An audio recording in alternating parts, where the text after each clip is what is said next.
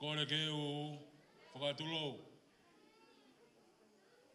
Ki he ulu hua e tolu ngā. Ai awhi I waka hoa tangat. Ai taha tolu tāpuk nau a whio I maananga. Whakatulou atu pe moe kere I keni. Whakatulou atu pe moe mua waka e aho. Tapu atu whatai mero. Ongo waha I taha. Alofin aka mai alofin. Angai ka wātou a pia moe whanua. Aho whakakoloa. He oku whakamooni. Ai whangu na e maringi mei whanela.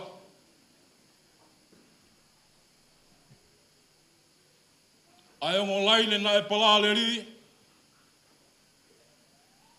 Kua na whetai aki he olo wahawhaka e eiki. Kātoanga pia moe wau taputapu. Ko e wau molu malu. Na e lo au pe ia ki tu iha mounga. Ka ko inasia e kaina ngai fonua he aoni. Kamata e wau e aho koeni ko koreat. Whamore more ala. Tau hiange mua e molu malu e wau koeni. Pea mohono topu tapu. Tuku ange mua e longa a. Ou e tā katu. Whakahaaki be tau whiawhia e tau pas. E kamata e wau o e aha koeni. Kore ki he whaiwhe kau ke whaiha tau whamiri. Hiri a toki hoko atua e prokalama. Malo.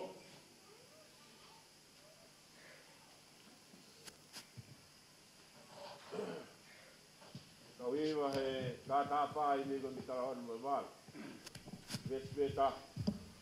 E ko Fai'aho ko mana lolot. Ngā loi poki ai kua yanga hia.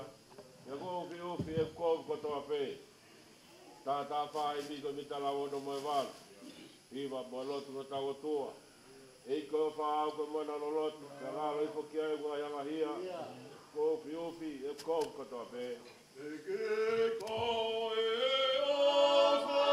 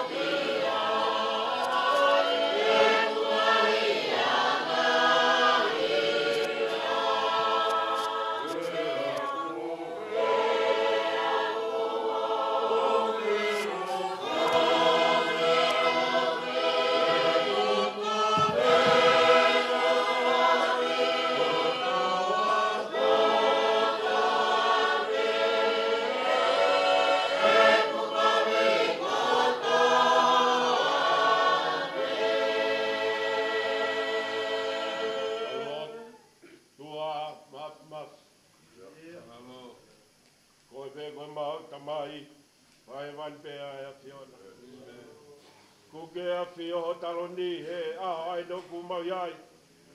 Koe ke puri pe fufu na ki ha mea ki fofonga e a Fiona. Koe aho e ia nai fotu he o mea fau family fōu. Koe whawheta i ho mauloto ai whahoko a manaki liri ia lang. Mau ilo koe vai halana ai whonu whiri whonu whaingata. Ai whawheta i ho mauloto ai whakoloa lahi a lang. Whakahoko ai se mau gahi amanaki e paku whiwhi ai ho mauloto. Ki mau whawhetai pa mau whamalo lahi at. I kuna ai ngai whatongia uruak. Ai whawhamiri o e aho ai ni o kumau iai. Mau reu mai ki he maru o e kele koeni. Ki whakakato a mau ngai whatongia. Magatunga pe i whawhamiri fōua e a Fiona. Mau whiwhi ai ho mau roto ke mau whawheta. Mau whamalo lahi atua i ke a Fiona. Mau ua lolo a whio mai ko singa ai whamiri e. Whamiri e tangataga mai whamiri e whiwhile. Mau ua lolo he maru o whare koe ni ke whai ho mau ngai whatongia. Mau kutunga si au mai mau hanga atu. O wana amba maho fofonga mea teki mau tolu. Malo pe ku la mari pe ahu e ki hapa maru pe hamata pure. Pe fiala ho mauloto mau kau fata mo si kau taula eki. Na nau fai ai fatongia. Ulaki o katoa o ai ni ku mai ai. Mau au mai ni ke katoa hono watu a amana ki ke fai hono kawa. Au mauloto pe ke fai tape ke na kagai ko to pe o fai fare. Fai tangata ka mai family o fefene. Mau au no fo he ho wa ke whakakato ho mau whatongia. Haere i whoke tau au pe mai a Fiona. Se a pake ake pake whai tōtu uni. Mau i koa tia te koe a kalaisko mau whakamoui. Men, reso tau e ko sisu kalaisko whalai tō ta mai whebelau mari mau tōni. Mo vai tāpua ki he o mea mari mo o whamiri mo na hiri. Pai pe au tangata. Whakawhetai e Tokakawa. Whawheta e whangapoka hula. Tātou mai ki ngā we. Ngā we ke whakatu uta.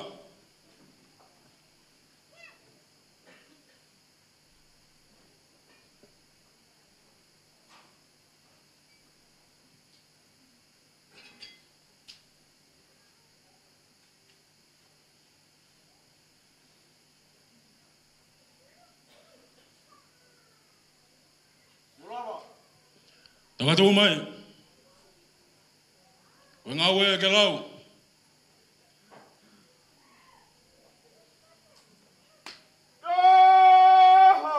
Whawheta e whangapoka hula.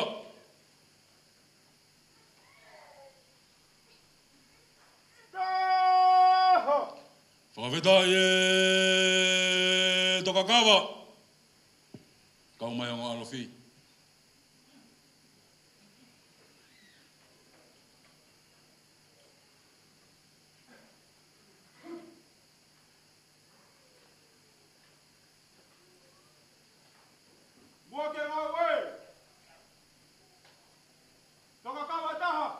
Whawheta e toka kawa.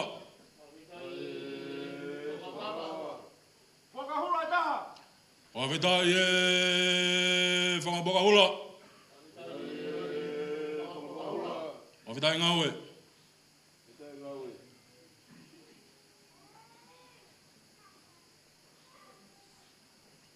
Whalerei mai o moutou a. Ia kumea moutou nak.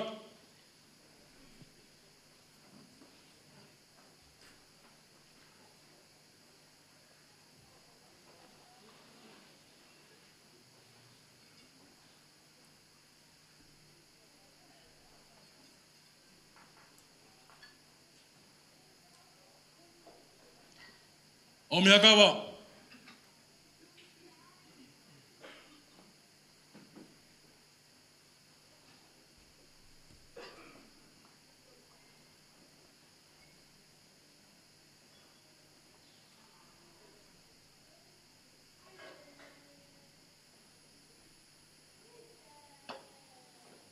Whawheta e toka kawa.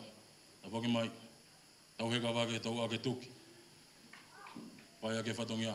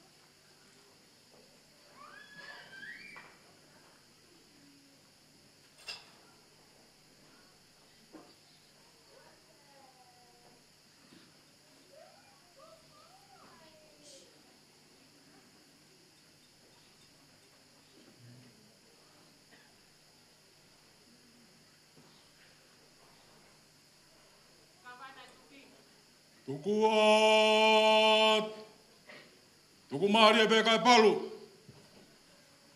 Ta foki ki maua. Uia ama vai.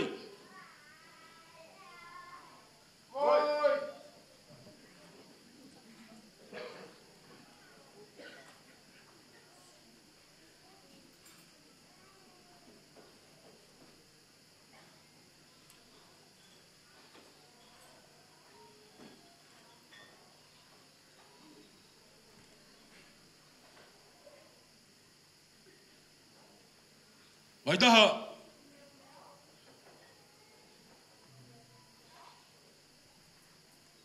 Tau fe vai.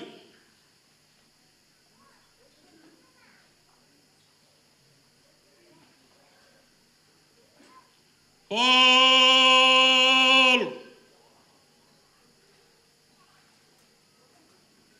Pea whakatatau.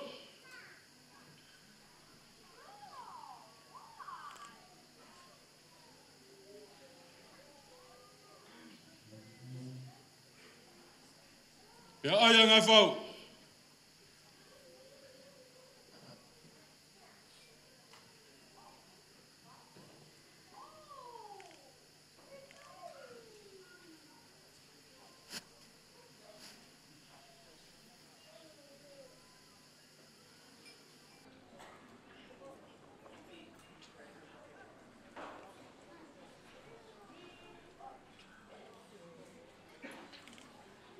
Whau e ku kei Fiema'u pe.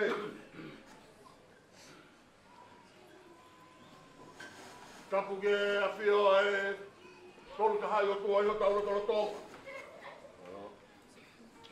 Ta koe wuni malu, o kune awhio e kilu a langi ta tau. Paturo watu ke tau mua e aho. Kawafusi. Kau maa e anga, ongo whakawhianga inga. Patulawat kei alfin a hama alfin. Toua e ki, te moene kawa. Kawa fusi koe aho ku whakahonga. Uhinga e ne honga, he ku whakakakato e ta whakaamuhe ahon. E whai e whakamohe me uru. Te whakawheta. Wane hanga sila i ki tau he ahon. Ta ikuna ia e pureanga. Ikuna pe masias. Whai hana whakamau ai re whanua he bongbongin. O te whakamalo he whakalangi woke whai. Kohoku o whine ena. Na whai hana whakaolunga he kariloa. He ongo kariloa na whai kia ia panapana. He nā ku whakanau rau, he nā ku ilo, nei ei e aho pehen. Whakawheta. Kua kau e mai kau aho whiritama. Kau rau kau ai he ahoni, he whakalangi kua ke whai. I kai mua harea i a wheke. He whai atu ane ha whakamalo. He whakahiki tama kua ke whai. Kua ku tamae, ko hongu hongo ni mae. Hai ha taimi kua ke ongo si ai, kua uluwa atu, moku sino. Kai ha taimi, o ke whakakau e ko ke oi. Ke kirina ho whare, o na ke wake kai ha meki ume, o nge kai tau whare. Pakapau ko ke whia kapati, o te ke wange kai tipo tau ila, o nge kai, ke alo tapu e mātou me. He ko whai hana tala talai whare, ke ne kātou i tua mo whare, hongo le whamori more atu. Nā ngari ko usani mo wiki hea honi. Ka koe kāanga e ku tau i tamana e whai, lewa malanga e nā watu.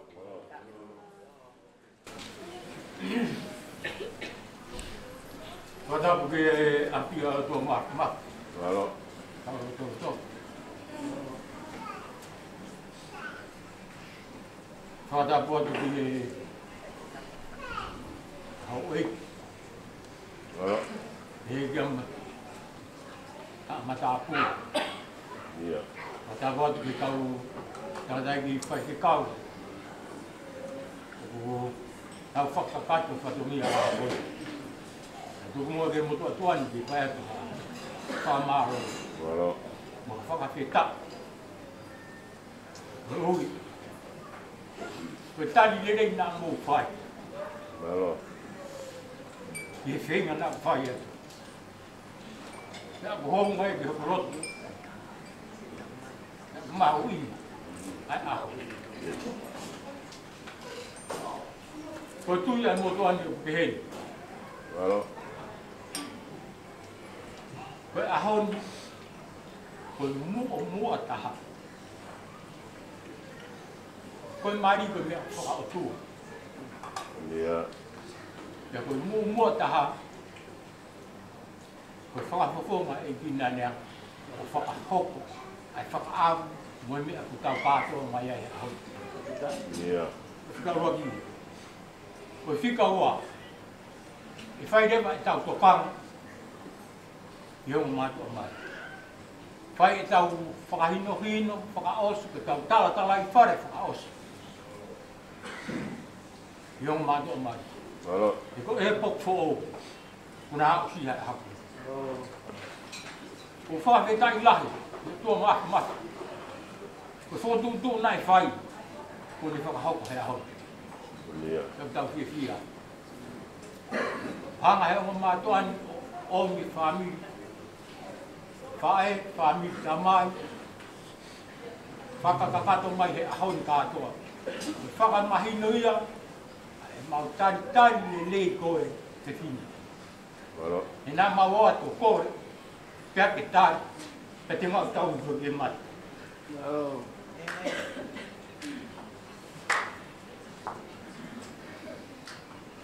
O mea tokan kia e motu ani. Whare, mo whakahinuhino o whaikari. O gai ki hiwa o pehe. Ko si su i he whamiri. O ea kiki. Malo. O gai whakaamu ia. Ke mo whanongo. Ke tata ai whare o whaia. Mo whakaawhei a si su he ahon. Ko tamata a ngani mo hopo ke e wako. Whakaawhei a si su ke haere mai o awhio. Ke ne whaihona tāki e kina. Ai whanonga o manaki mo fōua. Whakawhei ki hoko e ko e ki wak. Ko kamatani ke mo hopo atu. Ke whaiwhatongia o whamiri fō. Malo. Ko uhi. Ke ni awhio no awhio ngā. Ke ne uri mo tafoe. Ai whanonga o mo whai. I taimi, i tāni. Whakawhei ta. Koroa ia whamiri he ahoni. I he teu mo tauhi ko whai i he. Ngahi whae. Ka pia i peki mea taha ko tokanu kia ki ngahi whae. Malo. Koe ngahi whamiri ko o rah. Pai ki hoko e mau ia he o mo whamiri. O hoko e me ngahi whae. Te urea atu ngahi whae hau. Mo omi ha mea lelei. Ke tanu maki aki ki whamiri ko o koini. Nā mo omi ha mea. Ke osi peha taini no ko na moge. O tau whakaamu. Koe mari koe mea whakatua. Topi pete pehe mati. Wea e whakawhitai lahi koe whakamaro. I he ngahi whatongia ko toa pe, me ta whake a whiwhine. E he ke tanga whake a mutoa tangata. Whakamaro rahi atu e ngahi whatongia ko toa ko rao. Koe pehe ai whakafonga rea whai atu. Revere o mara kaptatanga. Taimia ni ai whanau. Ko re whamore more atu. Ko e whanau ai mua waka e aho. Ko e whanau ai ongo alofi. Ka oku kei makae ai uhinga e aho. Pea wikai ufi kaua ia. Ko ho mou totonu ki he whanau. Tuku ke tau teke langi. Ai mua waka e aho. Tau whanau hiki pē. Oia koe ere to tonu ke whanau. Tu mai o tā e whanau.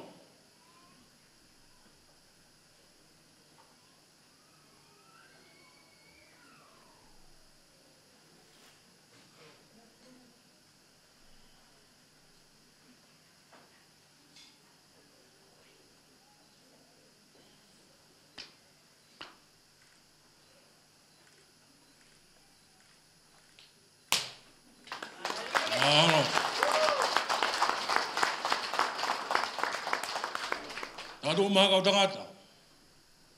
Tau he whanau. Whahu e mua waka ki tua tauhi. Pea tau ke malu.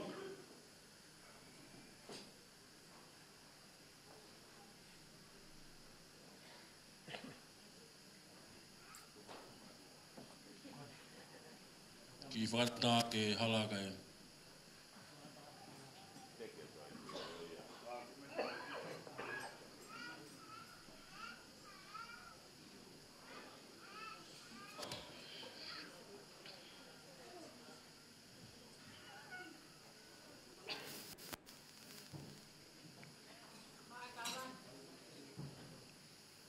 Tokona ki pea whakatau.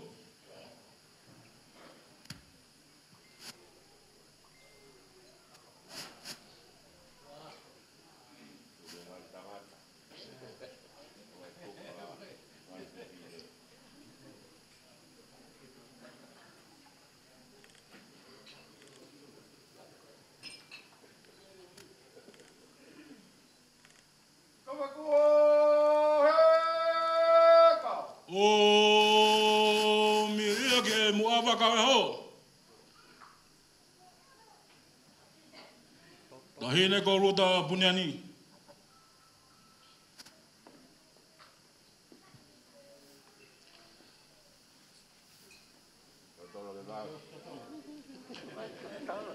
Whakatulo wat.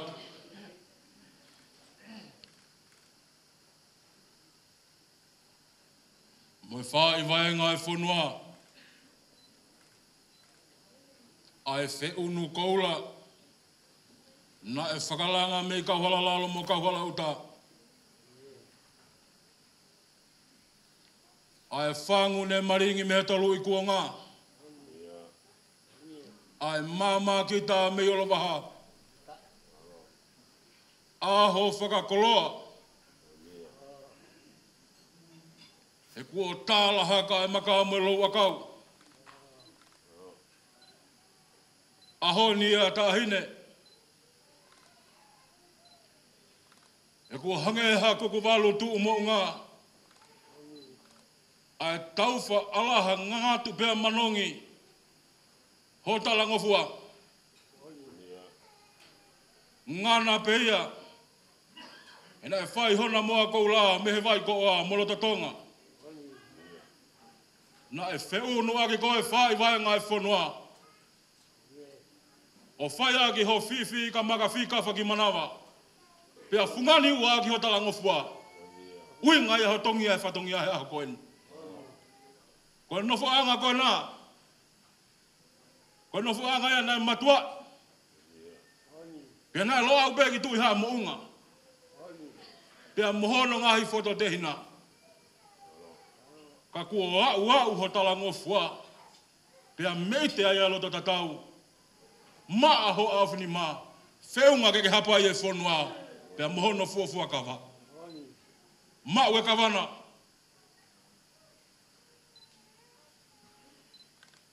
Koe whanua mo e whatongia.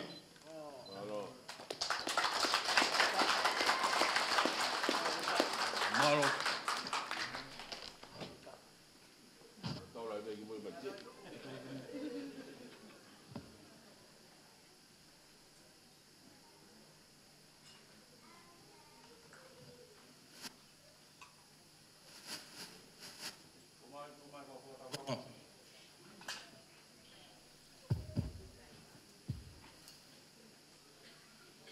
Tātou mai, kau whiwhine hena, ke tūwhai kawa.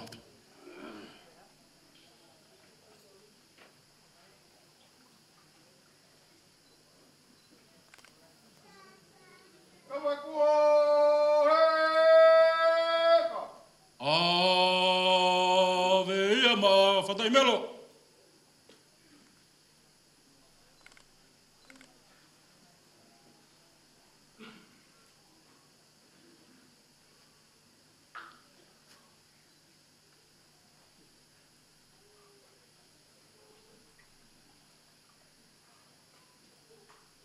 Kawa kua heka.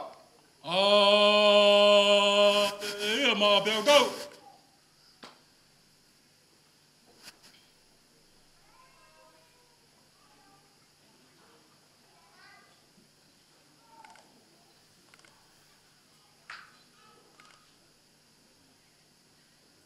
Kawa kua heka. Ave ia ma whakalahi.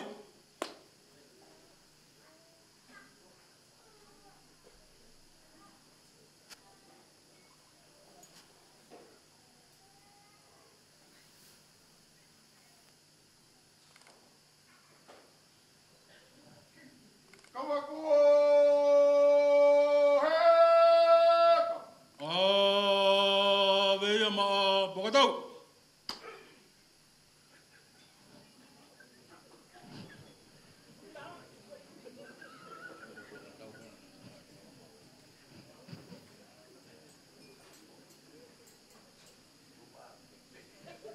Kawa kua heka. Ave ia ma maukahoa.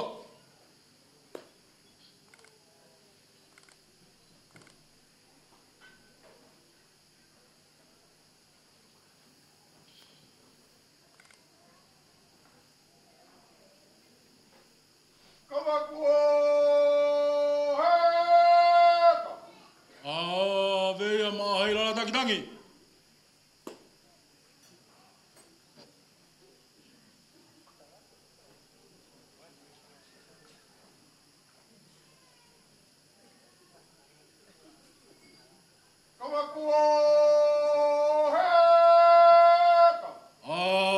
Veia ma whare whewhiaki.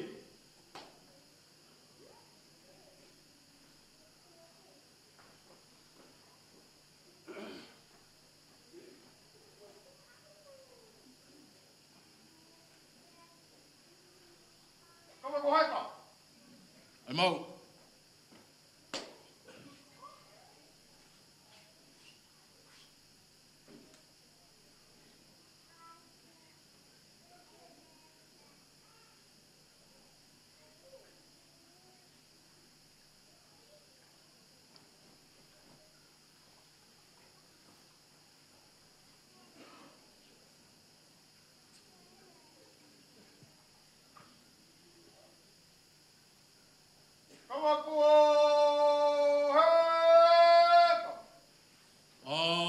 Veia ma wheke.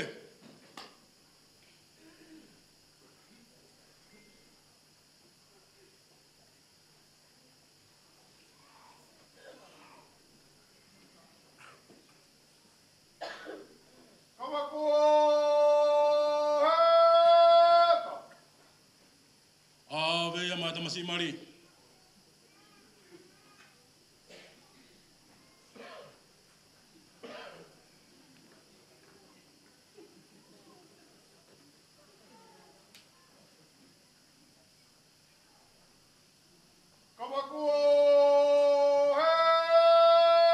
Maia ma aku.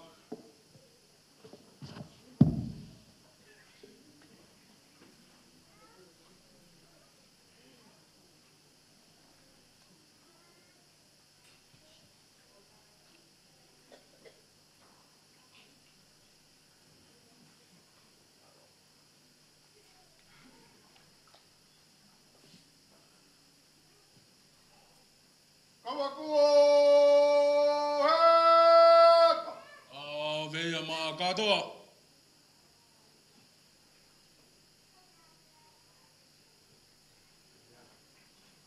Veia ma langiawa.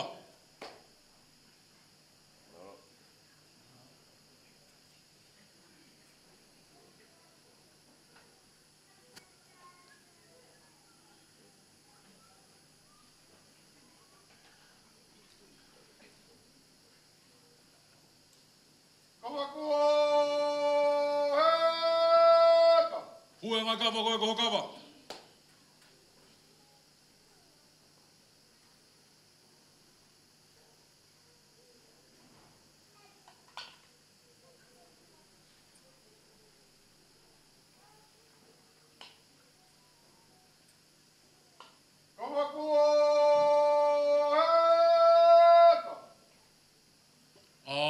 Veia ma e tamae tahine mari.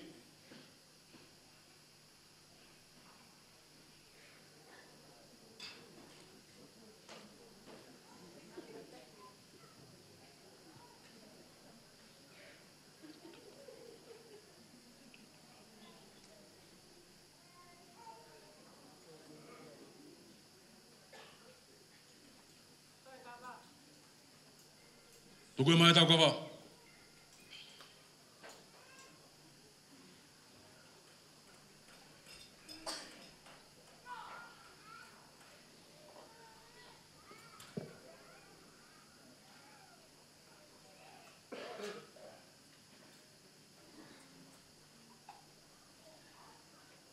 Vamos.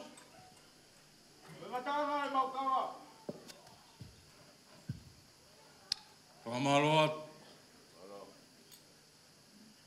Talanoa e aho koe talanoa meri. Aho ne tau no fo una ki ai pia fo tu e tangata. Ka kua whakahoko e o tua. Ko hai tene lo mia uhinga e aho. Ko ono talanoa e hange koe talanoa ko hina. O kai ko hala e nia kua papa. A koe fōwha waka kua whai hinga ai mātua. Mga tu ngai ai me ai mu avaka ho he olo baha. Pamalo atfeke. Ama family o fefine. Pamalo atu peutau.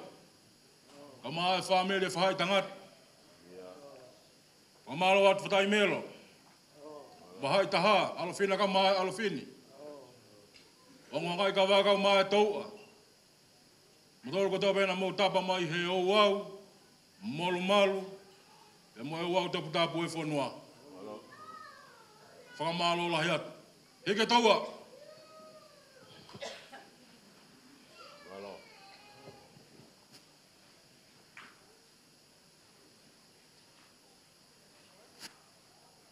Malo. Ai mahafasi. Put your hands up in the air, put your hands up in the air. Put your hands up in the air, put your hands up.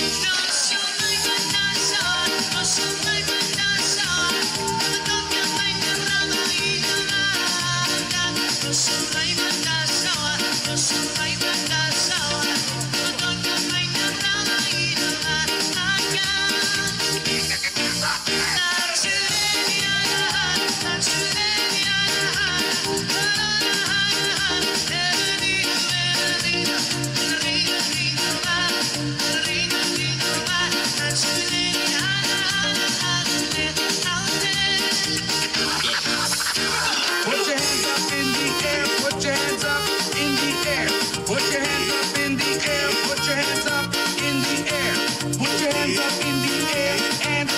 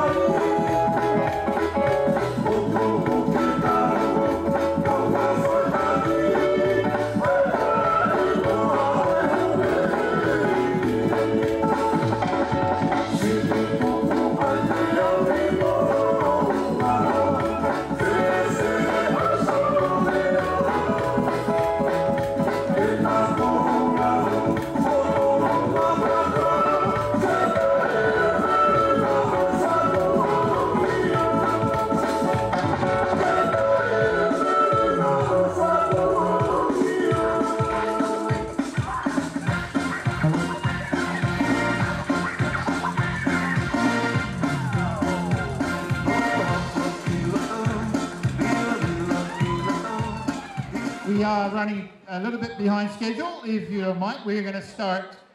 We have to make sure that we actually serve the food by around about 2:30. So if I could ask family and friends, please bear with us.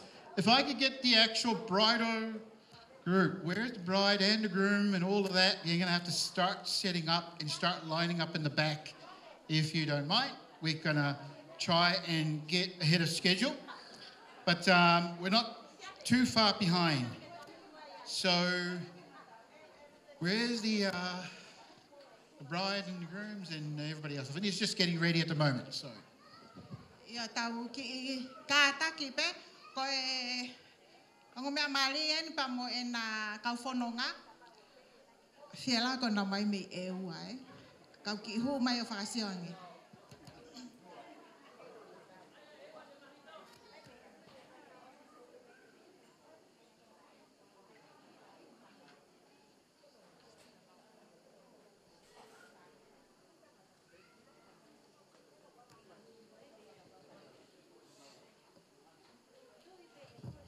Tama pasi tadi.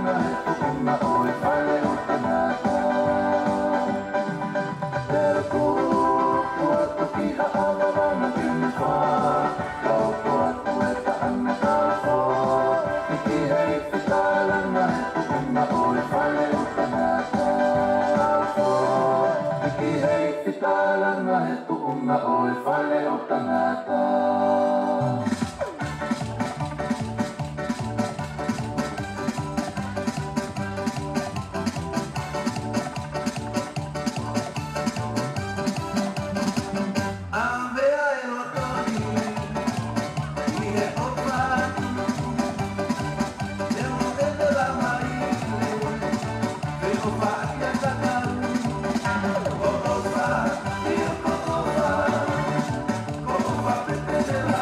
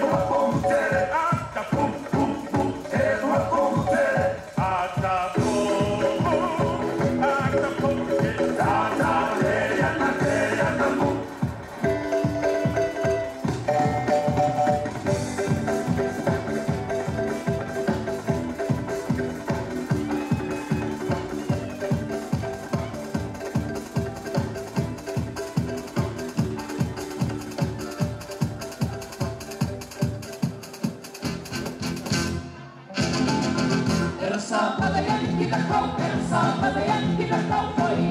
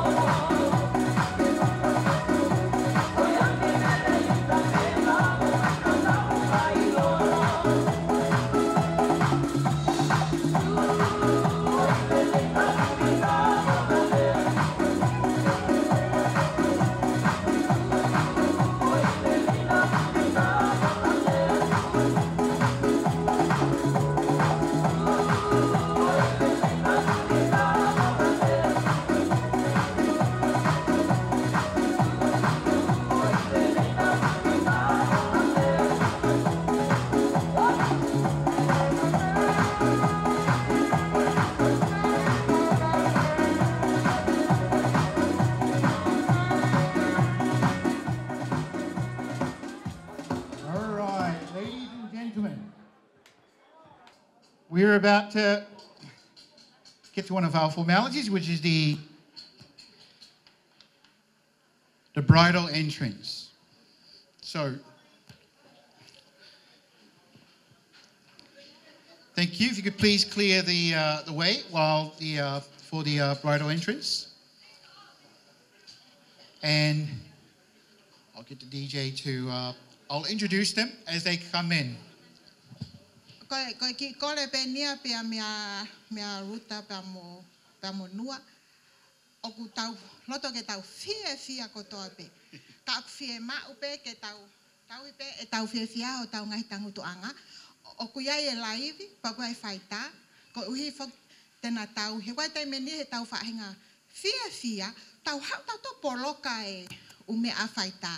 Ko kore ka tak famolmole tau fia po tau ngai nofanga ka tuku ki he me a faita kene faita i mai ai o mai ai ka fononga malo.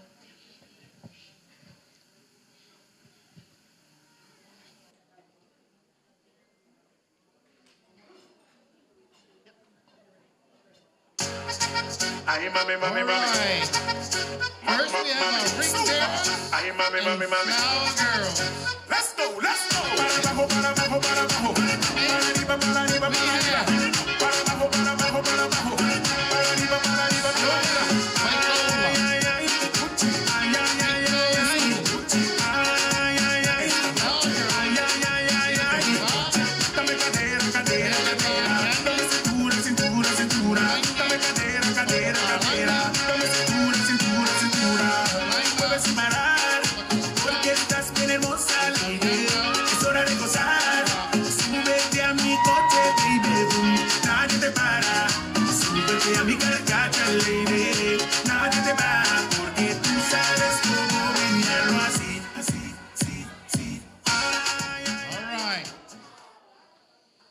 Now let's move on.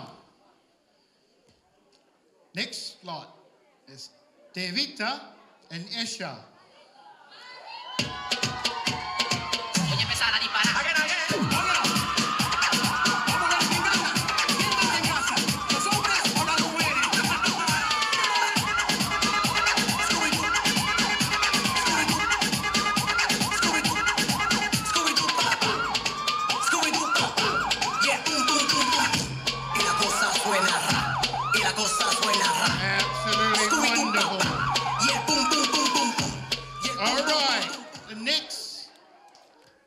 Is Ofa and Ella.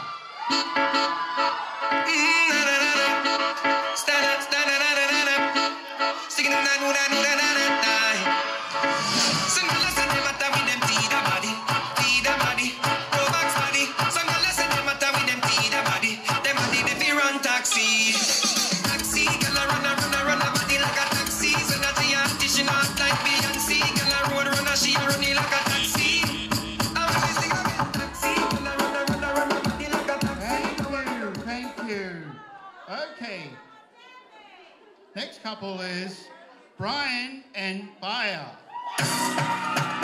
It's J.O. baby, and the boy DJ baby. In case you didn't know.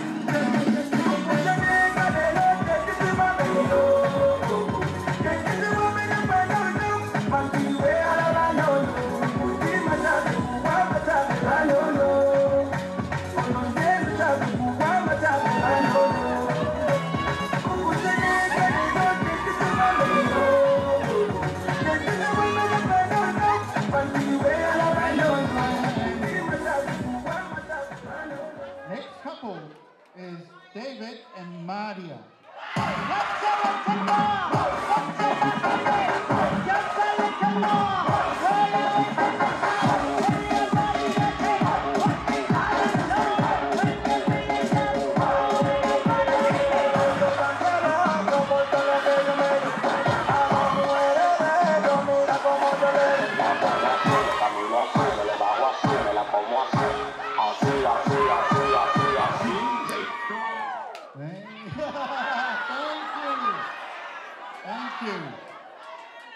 The next pair is Aska and Memory.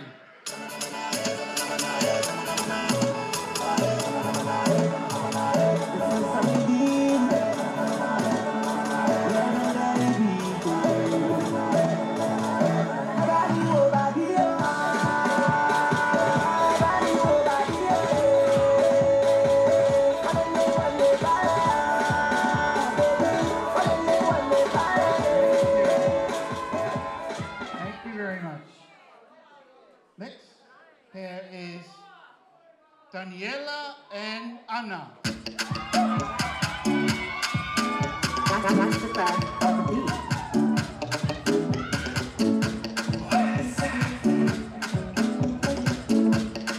Original Mr. Flavor. Every day na party, every day na jolly.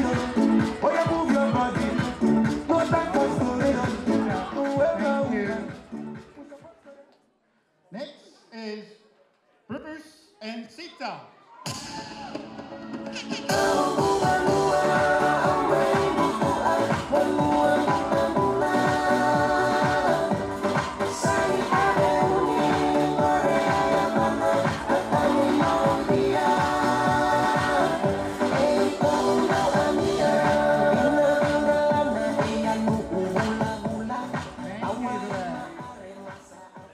Next couple is Wes and Anna.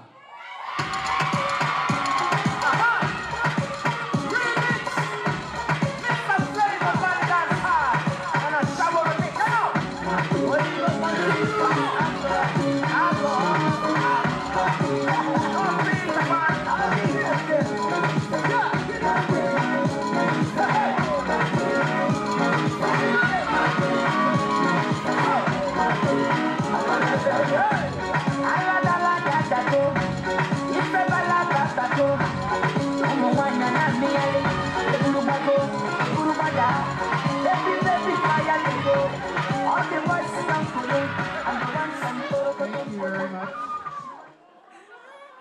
Okay. What we have next, Noah has two best men, and as you imagine, with the maid of honor. So, for best men, Mose Moore and Quinton Pickering, and Hickey Barcola.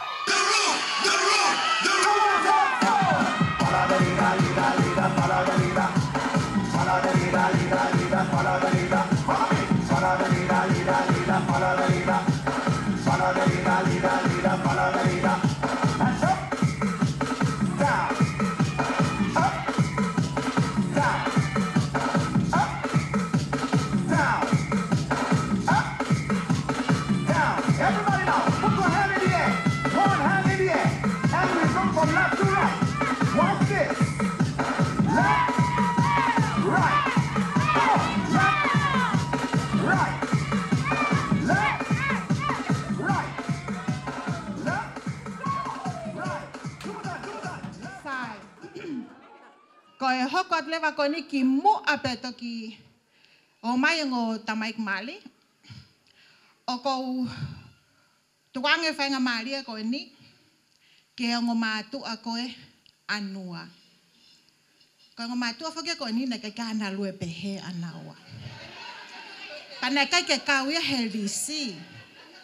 Ko ku ai pe e au ke na ki whakataha pehe mai. Ko e ngo matu a anua ko mele tonga whoki ko e haapaia. Kana e sitseni pea i ewa me foloa. Pea momenli ko e tangata penia pa me ewa. Kata ki o tae maha fasi ki he ngomatu a anua. This up for the girls them, the Caribbean girls them. Let me see your hands up. 1, 2, 3, go. When you want it to. When you want it to. Walk you to. Walk it to. Walk you to. When you want it to. When you want it to. And show. Little shake, and jungling. This one goes to the girls them. When no make haters be them problem. You whine when you feel like whining. Hey, pretty girl, show me something, something. Push out your breasts and push back your body. Yeah, like you alone run the party. Hate and stress back, you can't test. Look like this, yeah, win the contest. Sai.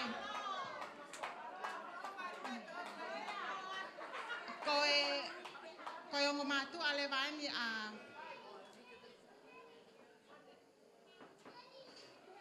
Oh, okay. Tuloa famol mole. Io kole atu ke koe taimimi koe whahu ia o e tahine mali. Amor kata ko ta mai hano fas.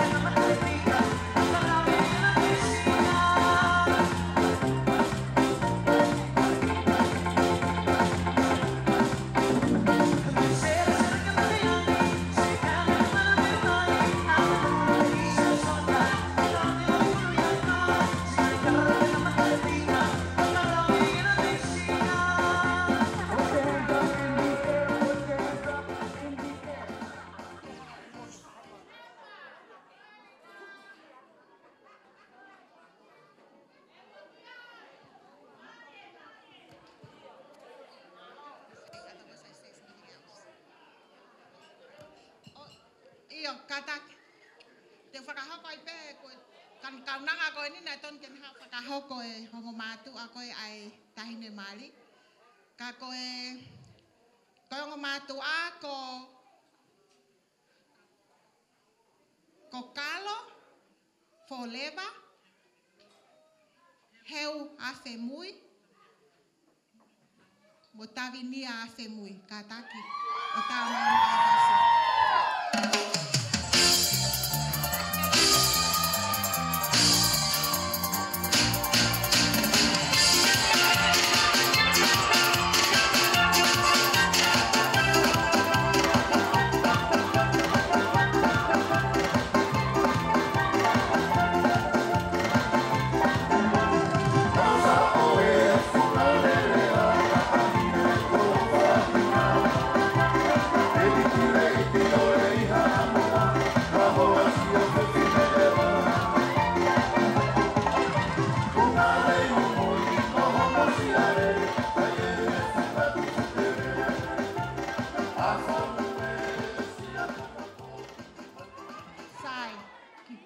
Okay, tali pe ngo mea mali. Koe taimi le vaeni ma ai whahu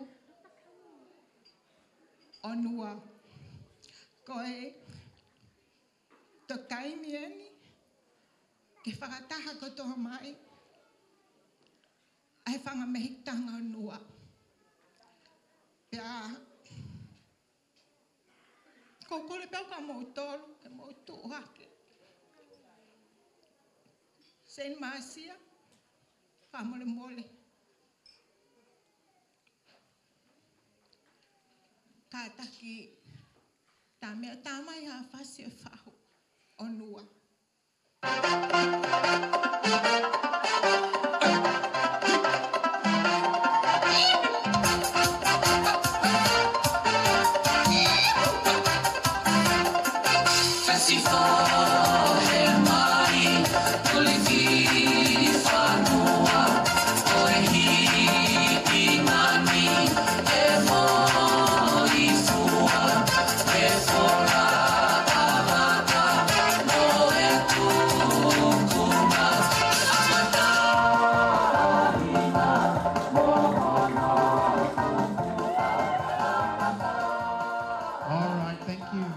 For that.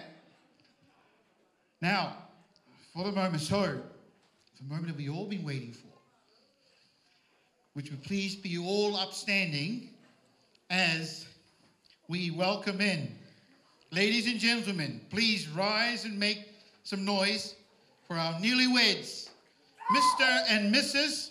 Fokikovi.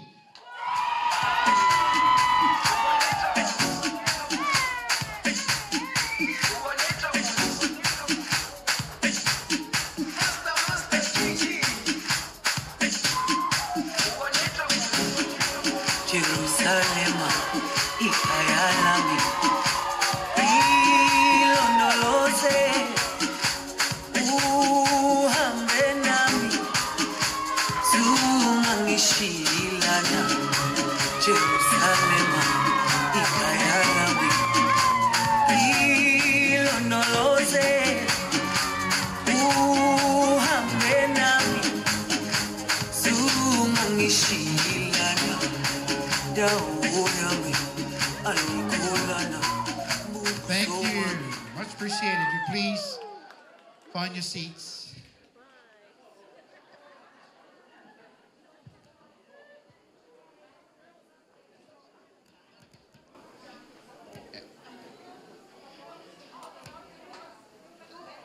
We will settle into the opening prayers and blessing of the food, and then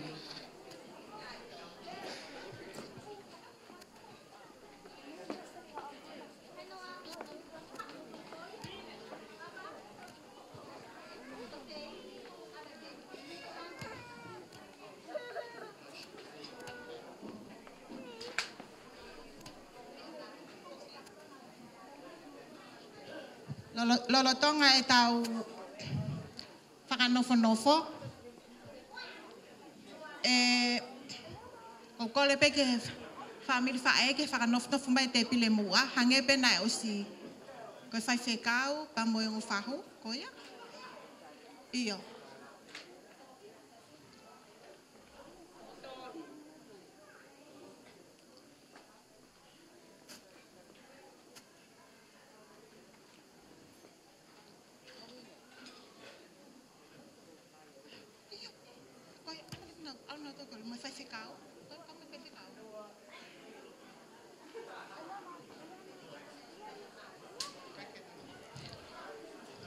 Ka take o kui hene whai whekau, nā ne whai ai whatongia ane uhu.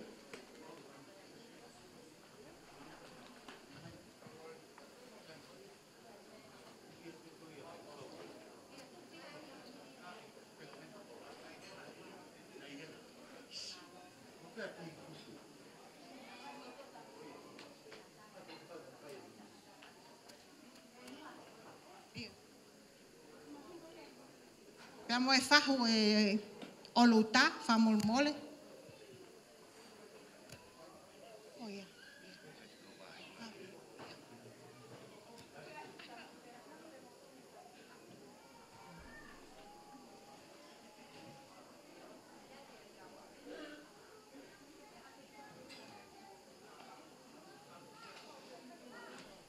Mau?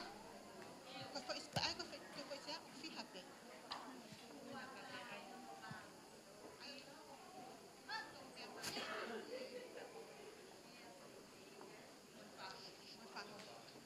Iyo. Iyo ke kata ke ai fai whekau na ne fai ai mari. Pea mo mehe ki tanga o Ruta whamolmole ke mo lava me ke te pile mua. Me ki tanga o Ruta sein masia havea.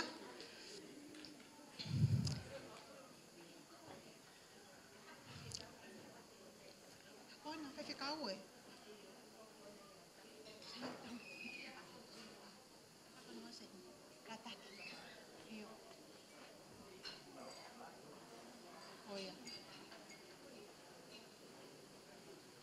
Hai te lensia, ia, ka fofonga en me he, ka me tanga o en li.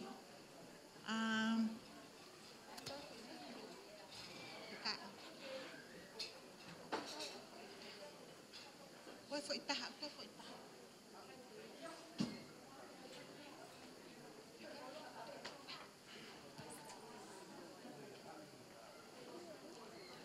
O kuawa se a taha e tawhaaki kone.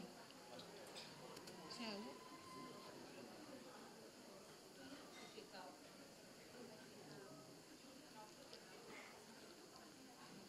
Ka take o te aha whai whekau hena.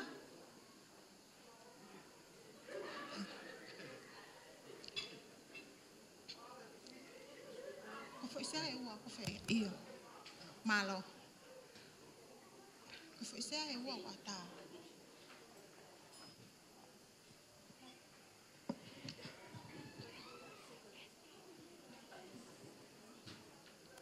Whawhae mu mau. Fiema'u se toko wan to ya ta ka kia.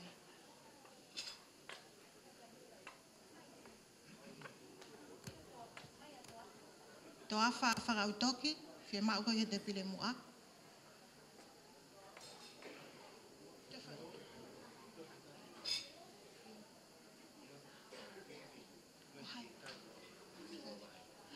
Io, katak whamolmole ai sekeritari ai wahenga. Kataki o lava mai.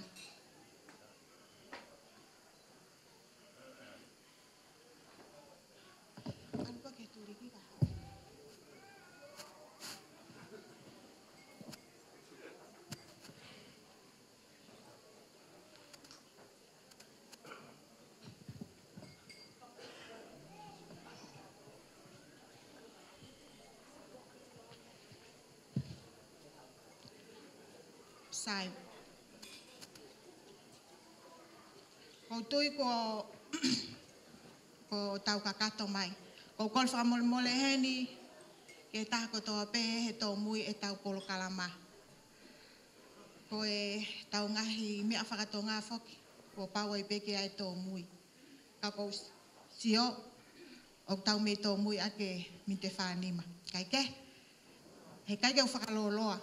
Ka ko kole hen ki he whaiwhekau, whamolmole ka ke lava mai mua o whahalotu, pēr tāpua ki e mai pēmu e tau mea kai. Ka tau to koko atu.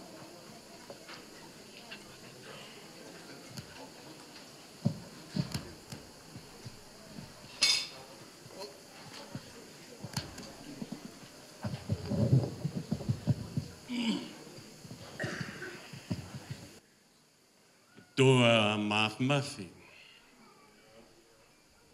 Ko alofa, mo ngahi tāpua ki, haholo e lao e aho, nau I o siho. Fia ka koha fia. Ai ongo family, he aho ku maui. Mea nei misteri he loto e tangata. Pe whai ke una loto. Whakamole Jehova. Kua whakahoko I ai awhia. Kua liliu ai ua ko e tahape. Familia o e tangata, familia o e whewhine. Ai ongo whahu, kauma si ongo ulumotua. Ku hanga e ofa o whakatukulolo ho mauloto, ka mau to'o mai a Jehova, ko ia ko e kapiteni he fia ku mau. Whakamole atu Jehova, mohanga atu, kole atu ki a Fiona, te ue whai e whanonga, ai ongo mātu a who'ou. Te umo e whakalahi ai ongo family, mau whakamole atu ki a Fiona. Ka pau he kai te ke kau ia te ki mau tolu, kai ke lava, ke mau tahape he nau e a Fiona. Whakamole a eki, a Fio mai, ongo ulumoto ai, o whae ko tuku ho mau haunga. Mau whakamole atu e ko Jehova. Hi whamaho laumari e whai tāpakina o wha, ka tuku ke mau whakalangilangi aki, ai ongo mātua whau api whao koe. Whakamole atu eki. Whakakato mai se mau tae kakato, ka ke omea lelei a Fiona, mau kore kotoa ngai leleini, hua whapeho alo ko sisu kalaisi ko mau whamahui. Men. Malo.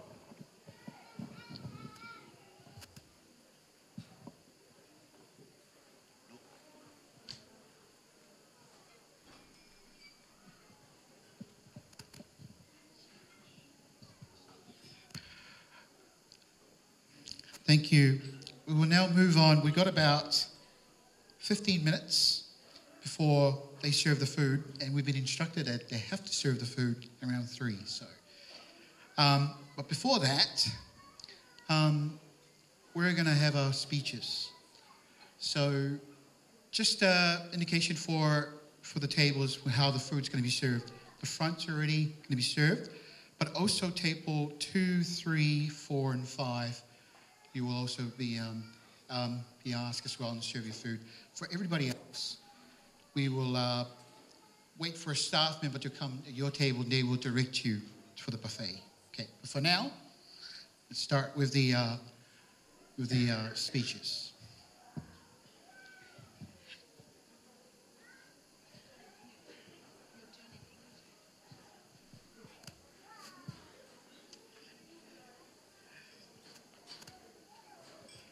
Okay.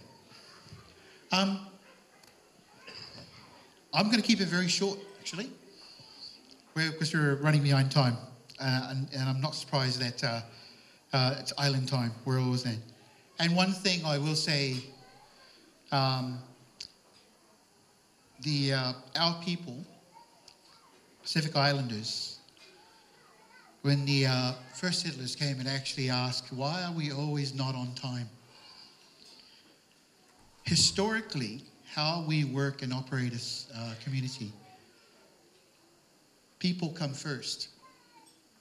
Nothing starts until people arrive. When people say, we'll meet you in the afternoon, it actually means that. But it's one of the many blessings and curse that we have, especially when it comes to society where everything relies on time. Anyway. So my name is Norman Vai. I'm actually part of the group. My Nua is my cousin. Well, actually, my wife's Maima is his first cousin. And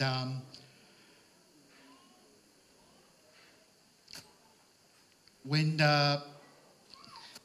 Nua's parents asked me they're going to look for an MC, I said, no worries. They're going to look for the best MC, best good looking,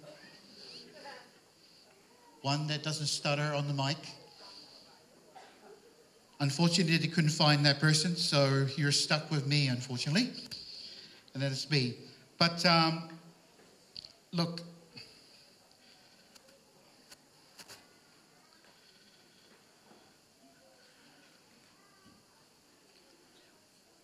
I just want to thank you for all the thank you for all the families is not actually reserved for the MC at all. It's always provided and given to the family.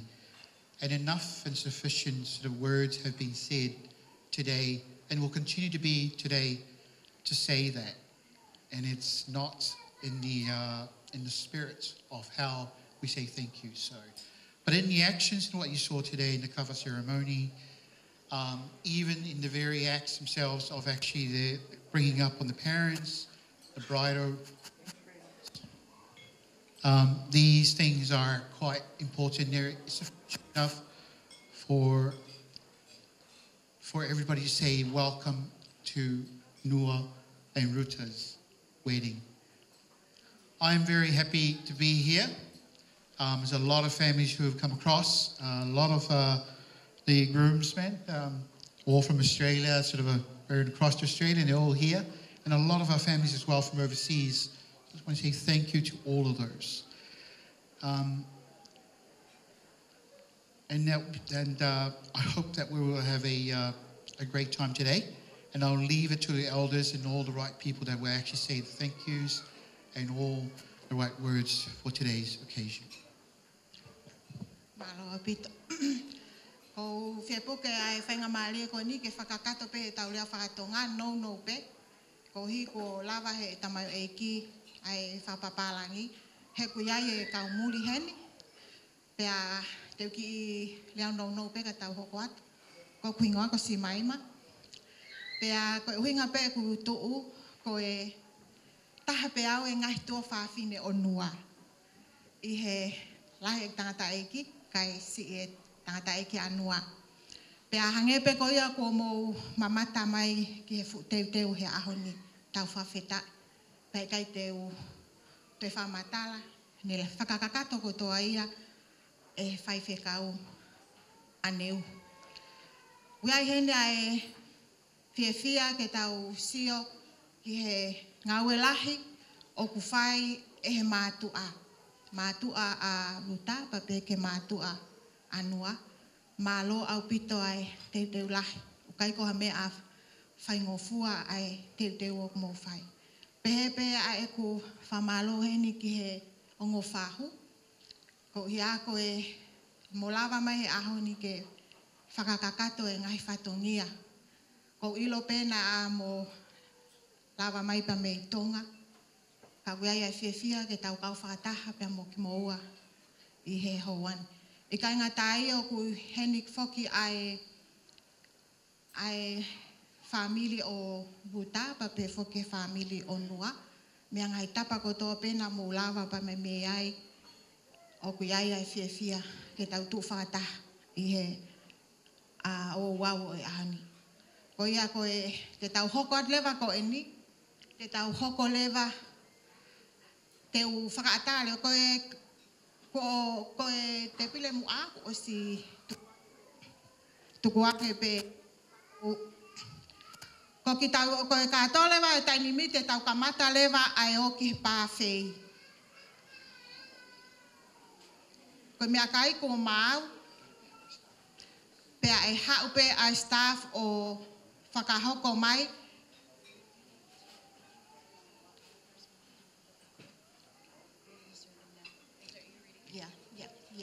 Ia, koe ni ko mau mai ai pāwhei.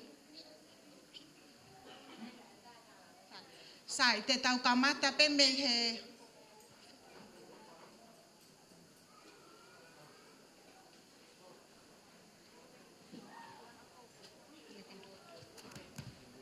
So the front table will be served right now. And meanwhile, for the first up to the buffet, we will have these tables are going to serve table 5, table 4, and table 3, and table 2. You please, when you're ready, make your way up to the buffet, and then from that, we will then have the rest. We'll quickly do this. It's quite fast. So I get these tables to start off first. Thank you. Make your way to the buffet ASAP. DJ, tama tau fasi.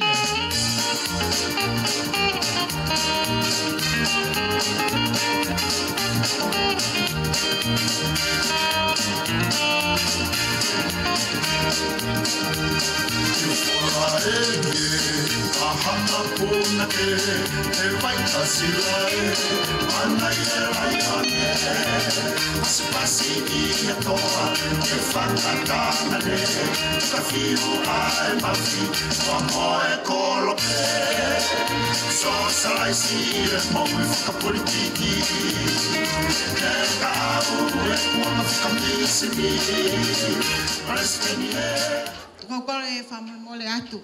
Koe kete koe ai a Ruta o ku nau kore mai e nau tolu ke whaia he tainimi. Ko hui o ku iai ai whatongi aia te nau lava atu nau tolu ki ai. Sai lalotonga pe ai pāwhei ko tukuange ai maika ki he taha o e family o Ruta ke whakakato mai nau keke.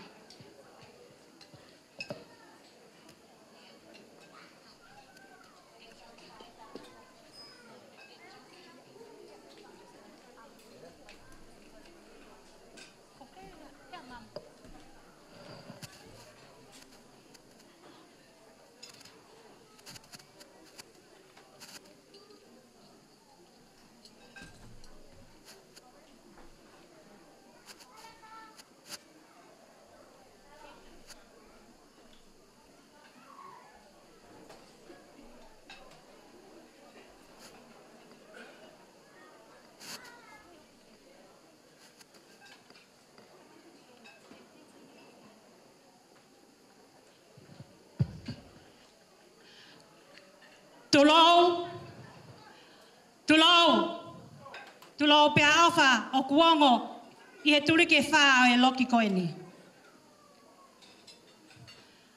Awana tataka te whehu ia ai whine motuani.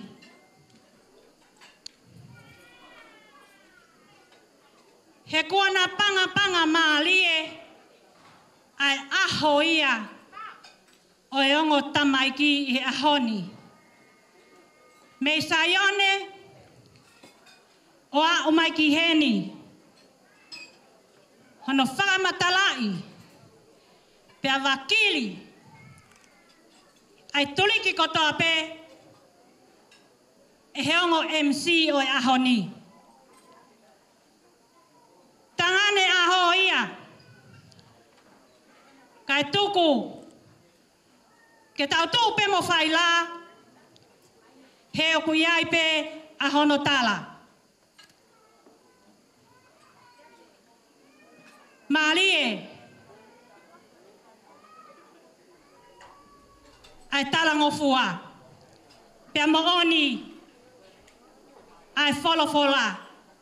Sayang e talango fua he whai lau. Ahoni. Koe mea pe o Fiema'u. E tahine o aho mo e tamasi. Koe fia. Pea tuku ke umui. Ai foilea ko ia.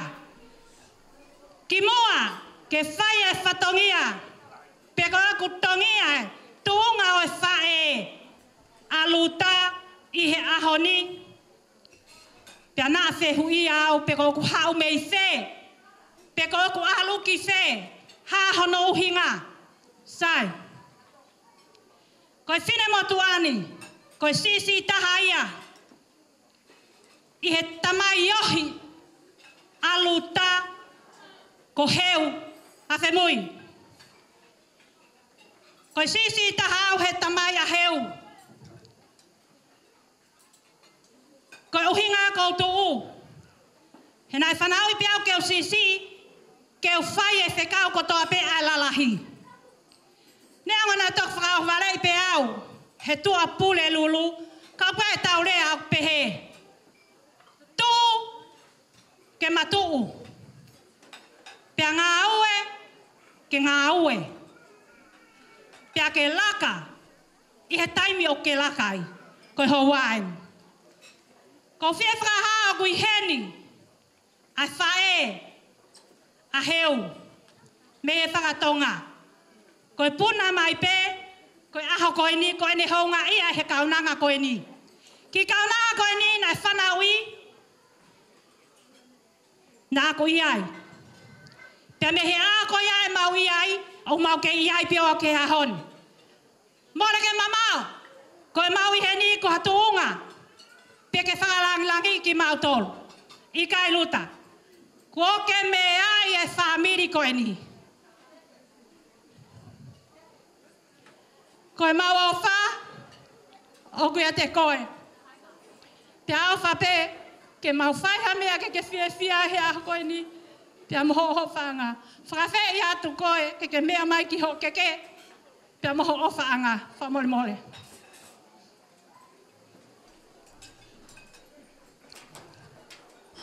I invite you both to come please do your cake before you eat.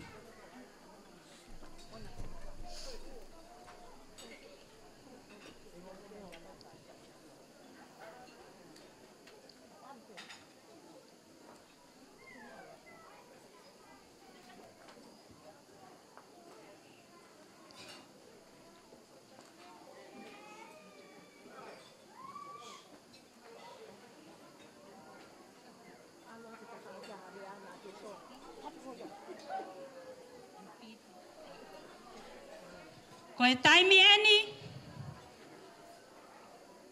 ke tofi ai e na keke. Pea lava, ke whewho aki ai o wha, o kamatai ai he keke koe ni he ahoni.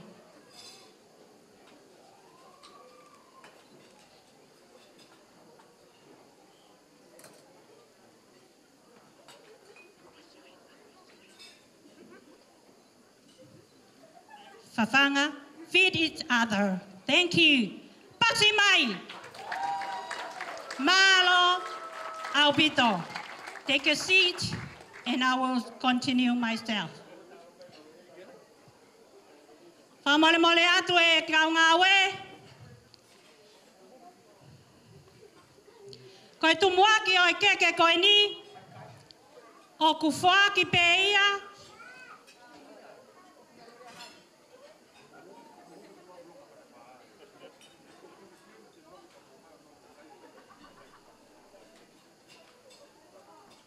Kai mono he tawhaaki he na whamore tō mai.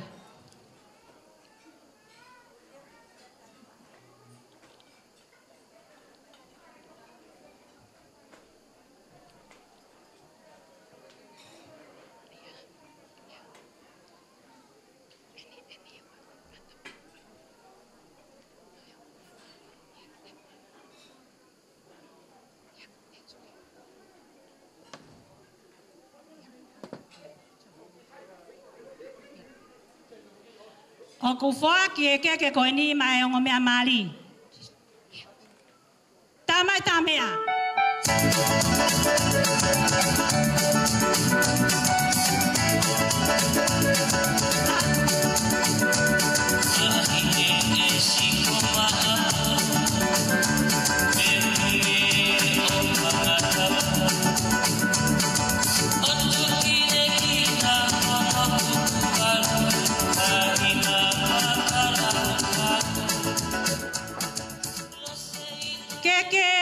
Honoa o ku o atu aki ia mo e ofa e kaunanga whangawhae whangakui.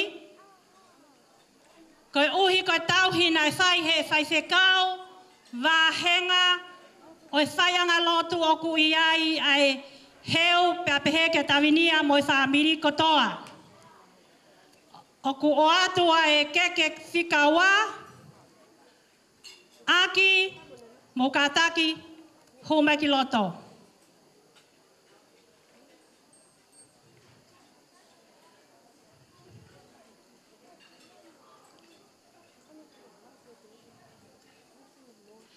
O kuiaia e whala te kumanima, mo hao whakamoremore, tuai au pito, me muina. Hao ki loto. Au whia ke whuatanga tō au whulu.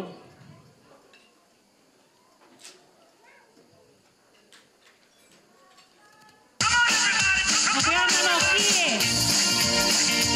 O ke ai mono kato. O ke ai mono ai koloa papalani. O koloa koe ni. O ke whuaki atuia. Mai whai se kau pure, ko koe o ke whatongia e whatongia koe ni whakamoremore. Lava mai ki loto tauhi atueni, kai ata ai whanga ki he whatongia. Masuka, masuka, masuka, masuka, ai, masuka, o wana, masuka, wepa, swing it up, baby, down to the way, bring it on, baby, get on the nail, it's my way, it's good, my way, it's my way, it's good, my way, malo, koe hoko, tahine, Selina, kua ke tongia, ai whahu i he ahoni. I kai mo ua, si whanga whae, mo kui, mo whangatunga ane, ke whai hao whakalangi-langi. Koe ahoni, ko mau lelei taha pe eni, o ku whai kia te koe. Moala, ko whiu e whakaongongo at ke mo asi mai. Koe tangutuanga o Ruta i he kawa. Ko hono loto ke whoaki pe mo hono mehitanga. Ko hono wala to e whoaki pe ia mo hono mehitanga. Hau veni ana ki sa whaaki whamore. Pea kui ai whala te kumima ni mai ua a ofi aki ai fuatanga. Pea aua taha whasi. Pea kui ai mo e fuatanga tonga hongo fulu. Kia ake whiu whatwha. Ngahi koloa whakapapalangi. Pea mo e mea ofa e aunga ka koe ke kumi ak hao hoa ho alki tonga. Ai puha koe ni koe awia kou fie whahu. ka ku futu wai ho kumi hahoa ka wa ta hena ko fa ko ni o ke e vele apolo ta mai ta mea ko ko e o ke fatongia e ko ko ni ke mea mai ki loto to ato veniana io viva e più da o cae si lo fa ta ko ta ko fatongia ko ni ai ai mai le ko ko ai e la amaterie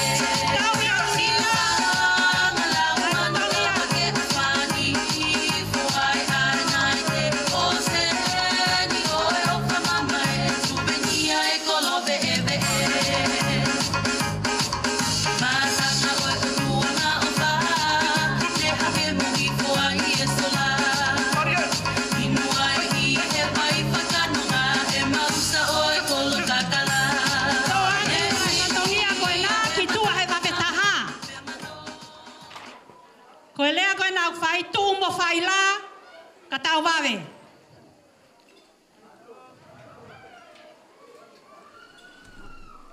ka taki whangatamai ke mau huma he taimini moho mau whatongia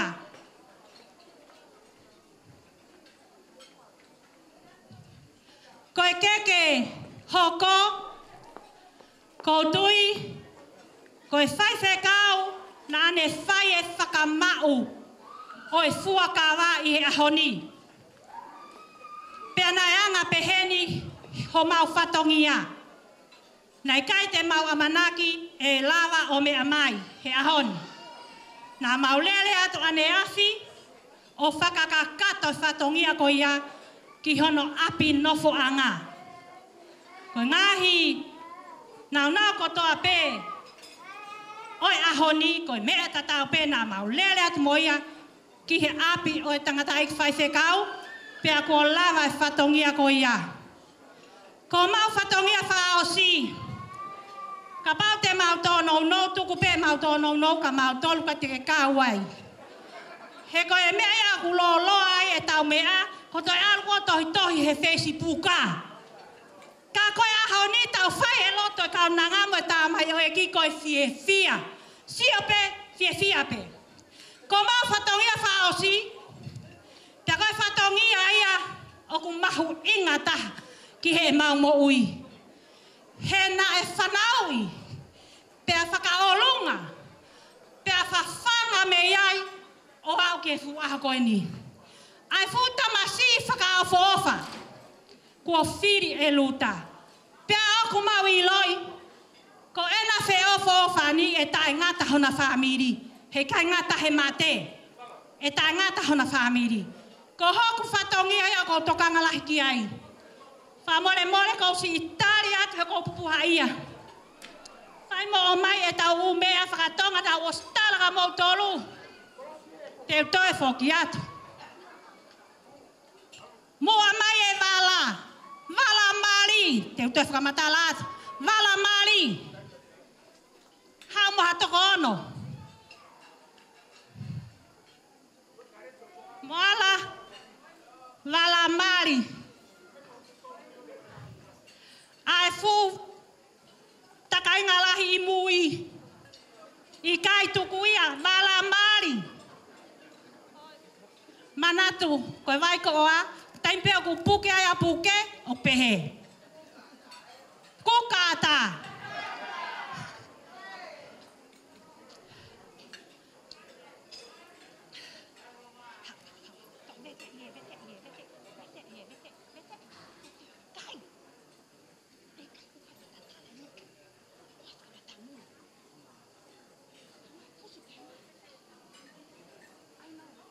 Ko kaila ki tamasi o fu mamafa. Mo whainga mai. Taimisi ipe mamafa ko osi.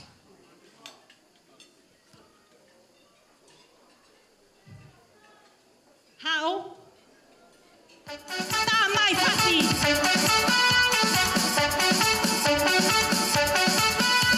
Sup mamae.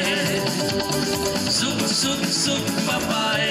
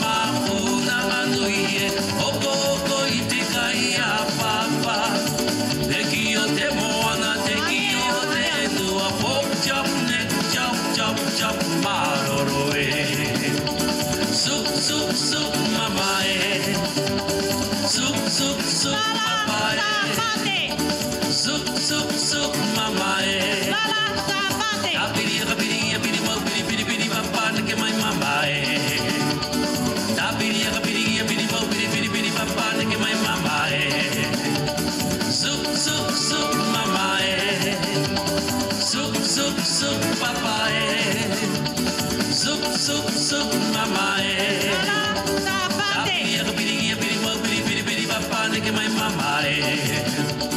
Ta piri pau piri papa de que mai mama e. Wareva mama puna kanui e koko iti kai a papa. Te kio te moana te kio te enua hop chop neck chop maroro e. Wareva mama puna kanui e koko iti kai a papa. Te kio te moana te kio te enua hop chop neck chop maroro e.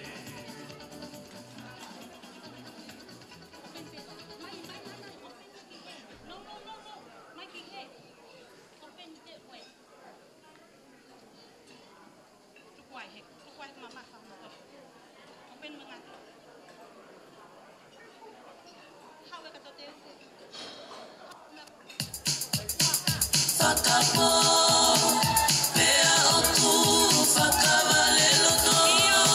Fakavale loto.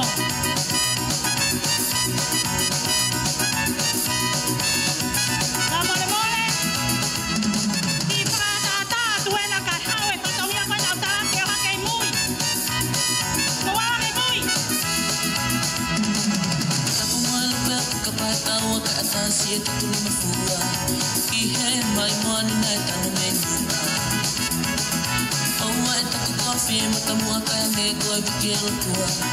Koe moana pe toki e tapuna. Ki se whakapo ka whasi ngā lupe manai ki e te au. Hange ula e ne ngulu. Halo. Hala whakawhesi o te whakapo. Te tai mawhai whaseta, kare ke au mai waka. Mei, ko vai o mai ki wafu. Aua! Aua! Aua ilepa!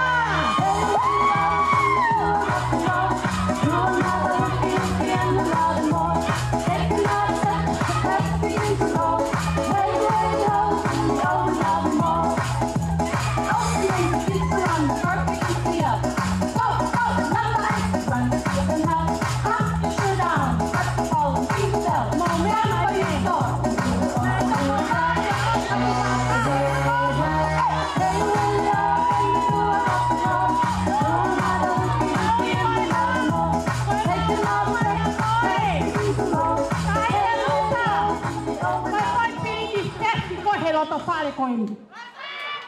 Pea aku mau pahaka te koe ke mahino. Ho mau ki waka. Kone tu uta mai. Pea aku ke mea mai pe. Hopo hipo kere. Kaka, whainga. Neongo ene kere ka ko wau ki loto a te roa. Tahine. Faere. Ko Fiema'u pe mo hoa o whaanga ke mo mea mai ki loto ki hen. Ke whaiha mau whakalaulau noa. Kono uhinga. Ke mahino atu. Si o mau tu kuanga. Pia ka pau. O ku tapkua. He mala eni talu e kulele mai mo whanong. Hange ha eua. Hange ha eua. Ewana.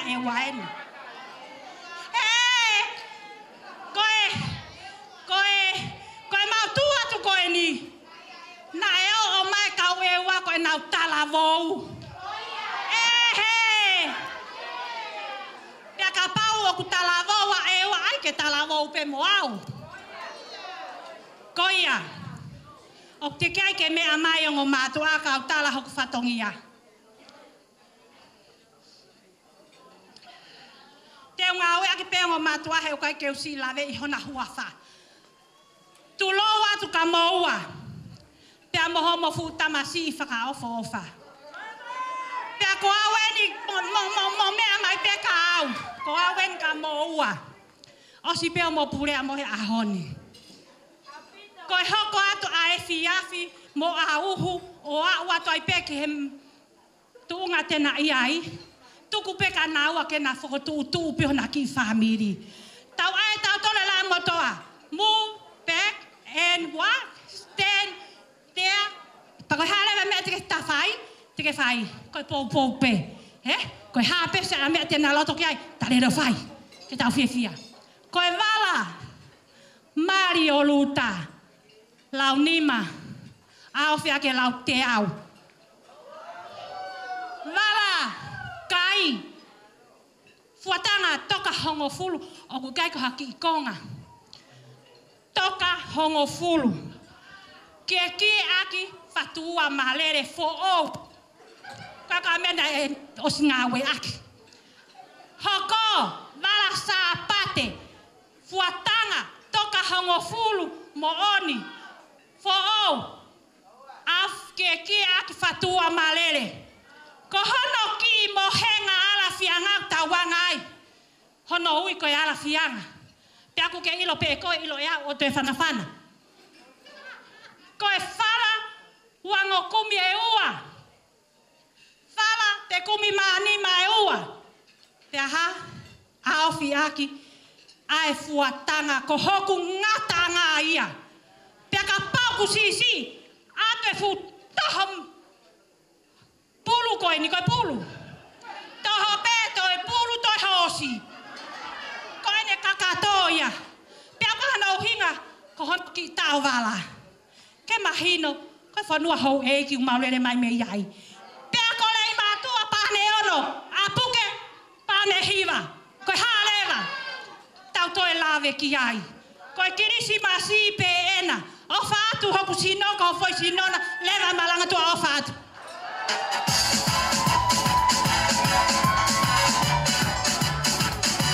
Tau hi atu ki whatongi ati ki tua wha mole mole.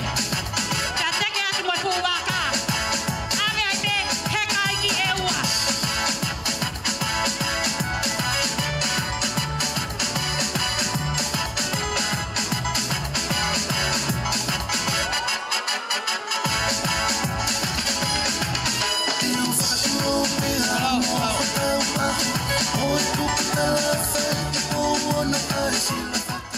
Kulio atu ka whahoka te ki whatongia koe ni. Ka taki pe a whae o whaanga a Ruta. Ua loto lelei, mo fia au pito ya honi, ke whaaki atu mua a e koloa au whianga o Ruta ma e mehitanga o nua. Tā mai whasi, malo opi.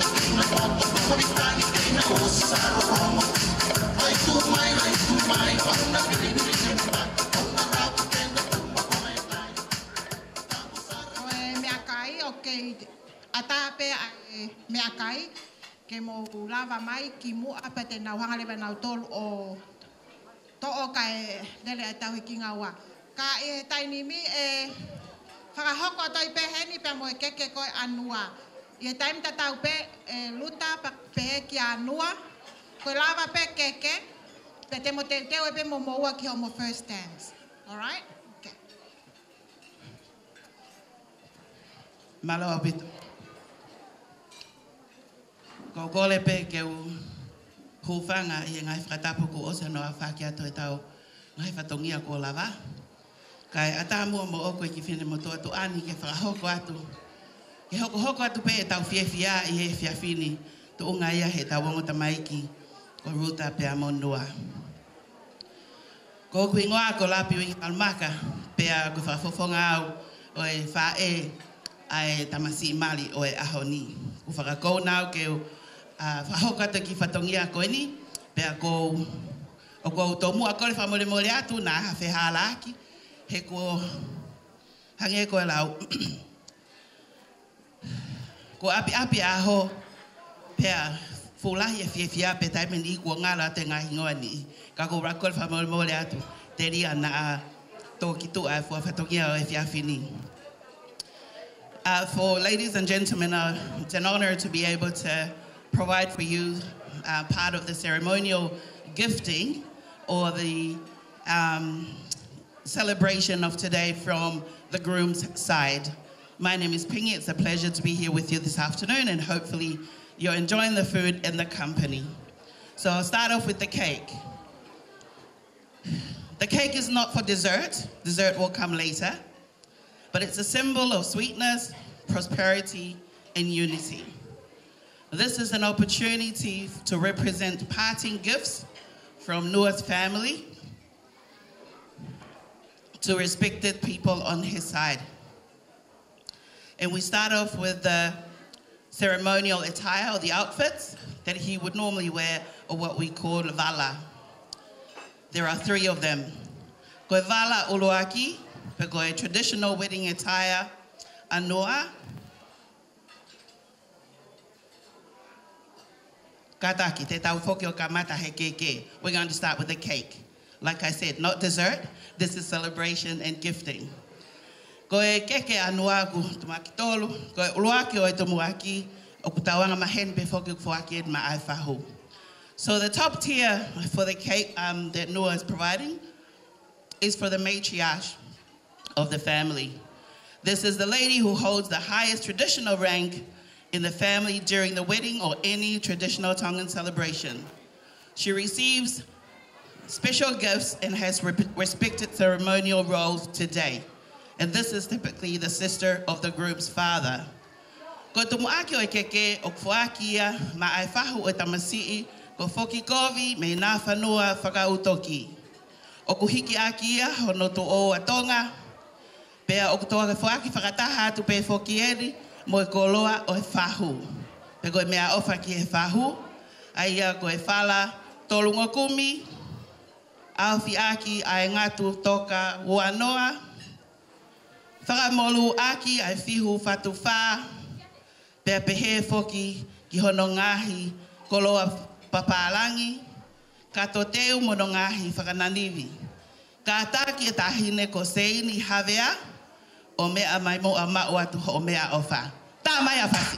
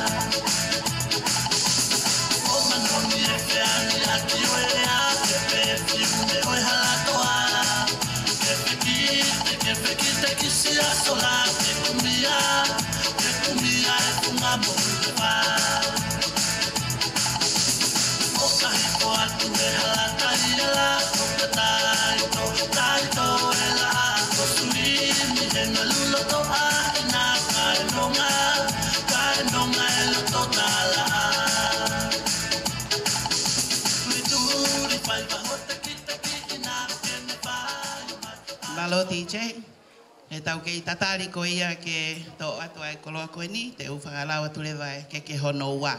The second tier, ko le atu mua ki he whanau ke mo mau tokoni ki hono tō atu ai koloa ai whahu.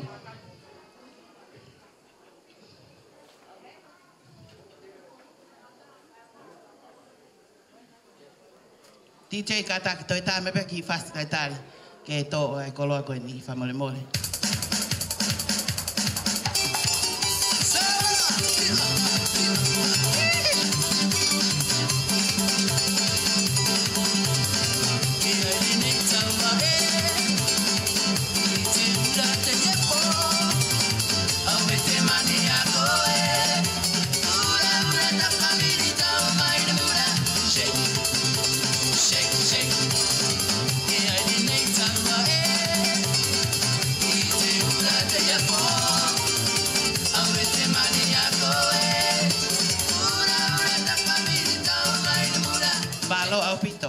Koe keke hono wā o the second tier of the cake.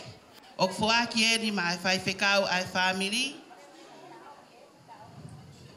Oe kataki. Fuaki e ni ki he eike o e tamasi I meiki tanga o e tangata eiki ko ia tamasi I Mario e ahoni. Paku I heni hono whakafofonga. Ko Hannah Grace.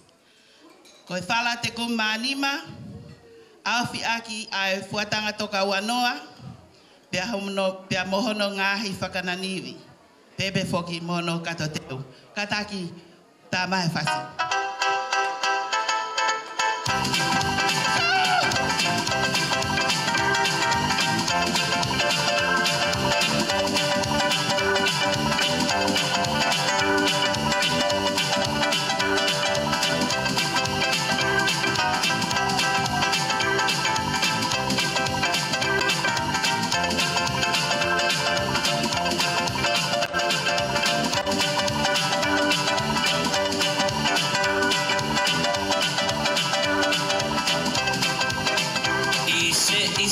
Si ipisi oi hone ne kanongi si o kumata pale talingi e sola takate tu utaka patate kafe hu ilewau e hasola pe ake tala ton si o kuhingoa komeli e au kau toki kona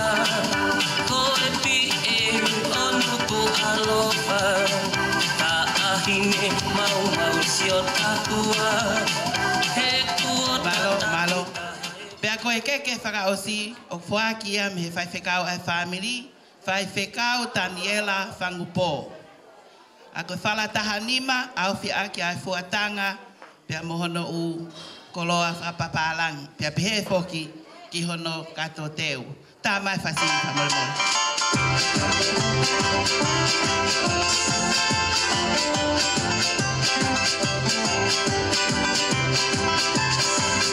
Si o tō kaka, koe whalaho, ne aha tenu, teni he oka, I saka poku, pea oha ona, pea ai loto, koe kukoloa, e ngie si aline,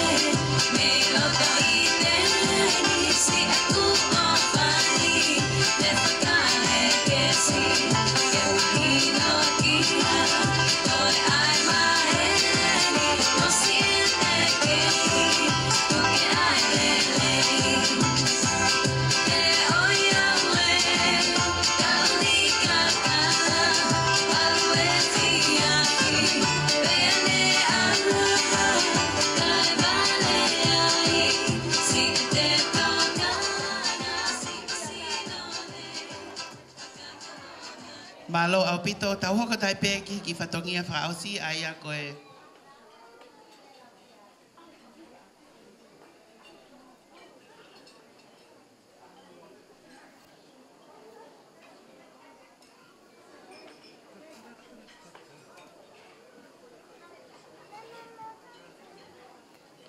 Kata ki koe ki whakalangi e te taha ku Fiema'u peke kaua tu moia i he whiawhini. Ko ki whalangi koe ni o kufuaki ia ma toafa whakautoki, kata ki toafa ka pau ku kei heni pe ko hau whakafofonga ke mea mai moa o mao atu e ki mea ofa koe ni kono whakalangi i koe ki he aho noa. Malo o pito.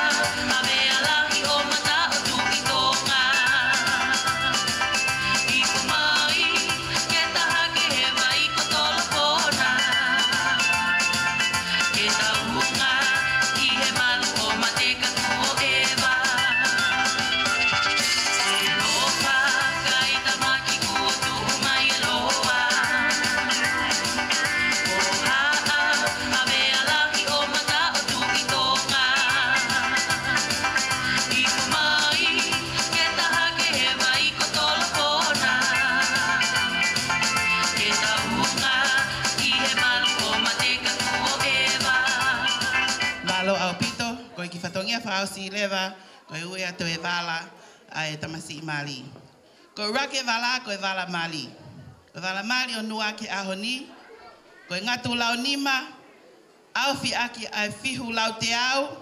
Pea mohono ngahi mea papaalangi. Pe he foki ki hono kato teu. Mohono ngahi whakananiwi. Tā mai whasi kataki.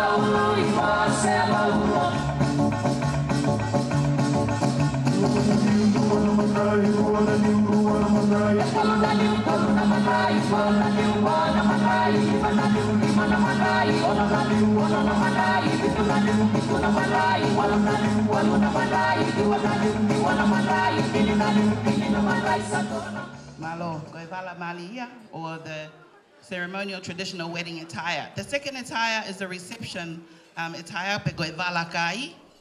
Aia ku koe ngatu toka e wanoa, awhia aki e whatua malele, pia mohono ngahi umea papalangi.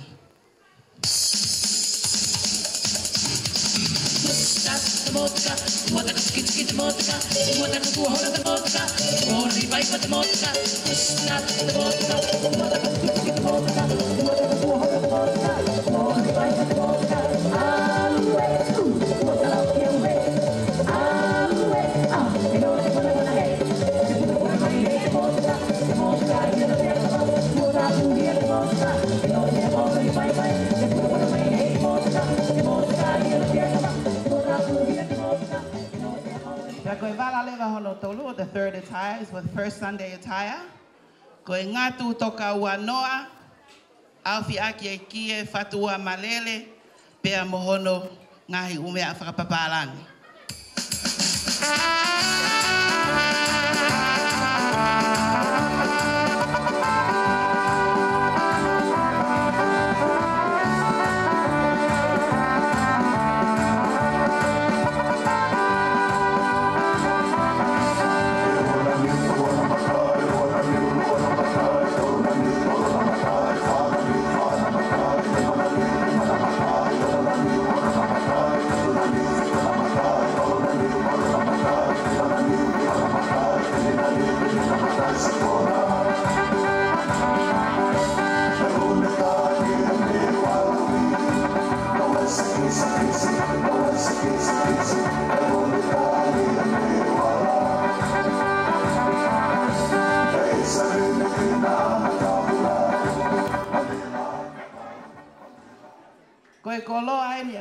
ewa.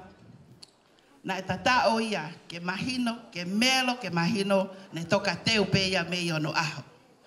Pei kai ngatai, mahino ai ene eiki. Koe koloa kotoa koe ni fuaki atu ia, ma ai fae a Ruta. Malo apito.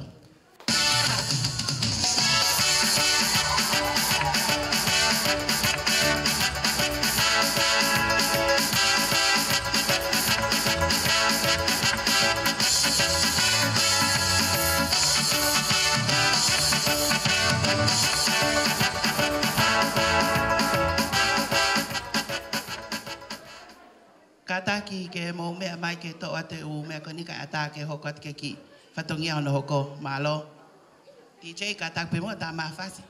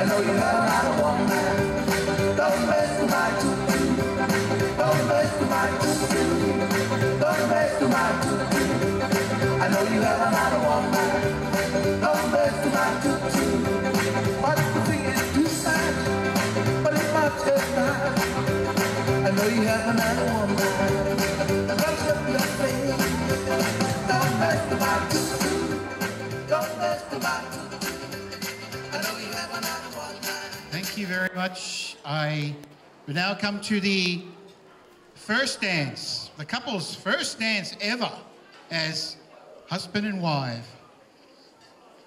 So when you're ready, we will wait for them. As you can see there, it's great. Take your time.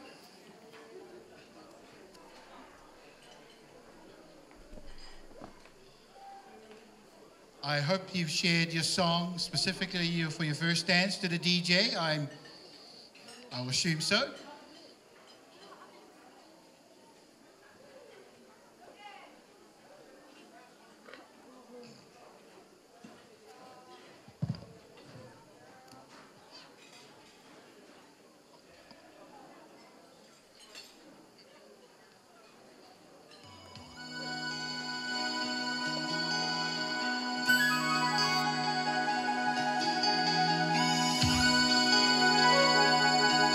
Please put your hands together. Love has truly been good to me. Not even one sad day or minute have I had since you've come my way. I hope you know I'd gladly go anywhere you take me. It's so amazing to be loved. I follow you to the moon and the sky above.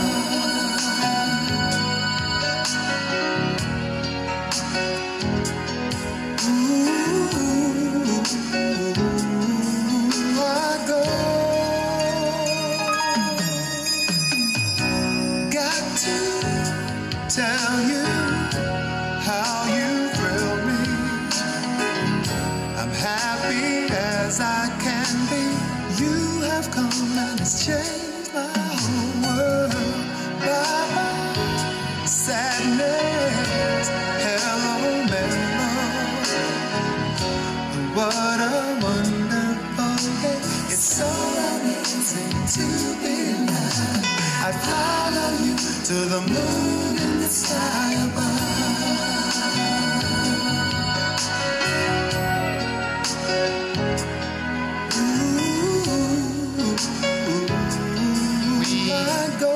At this time as well, And it's all such an amazing. I could stay Ruta's dad here in love and Noah's mom. They're going to have a dance with their parents. Truly, it's amazing, amazing. Love brought us together. Thank you. I would leave you never and never. Yes, we've got amazing love. Ooh, so amazing. And I've been waiting for a love like you. It's so amazing to be loved. Come on, Millie. I follow you to the moon and the sky above. Hands together for Millie. Oh, and it's so amazing to be loved. I follow you to the moon and the sky above. And you and I, it's so amazing to be loved. I'd follow you to the moon and the sky above. It's so amazing to be loved. I'd follow you to the moon and the sky above. Thank you. Put your hands together one more time. Very touching moment.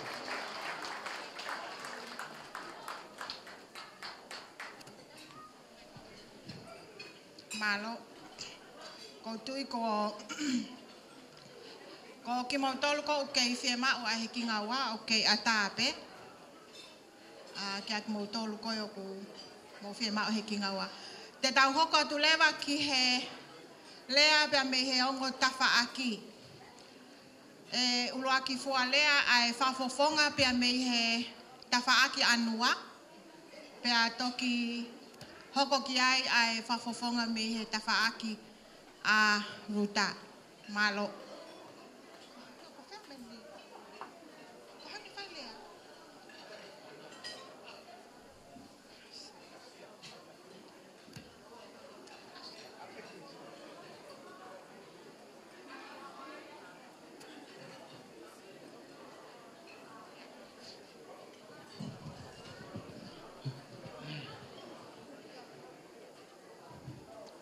Tapu ke awhia tō mafi, tō tonga. Whatapu atu ke tangatai ki whaiwhikauna ne whakahoko ai Māori o aho koini. Whatapu atu ke whanau mwhangpapuna hau eki. Whatapu ke ka umaka tāpure ko tō pē ai hongo whahai.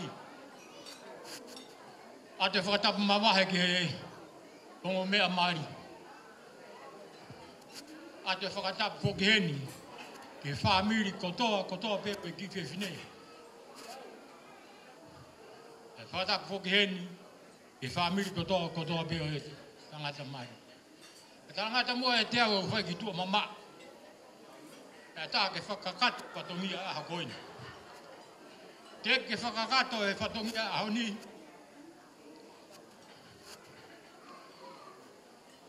Ma whana hau roto ke u whakahoko te motuani. E motuani ko hingoa ko toafa whakautoki. Ai mei onu e ua. Ko lahi ka hau he whana o toko hongo furu.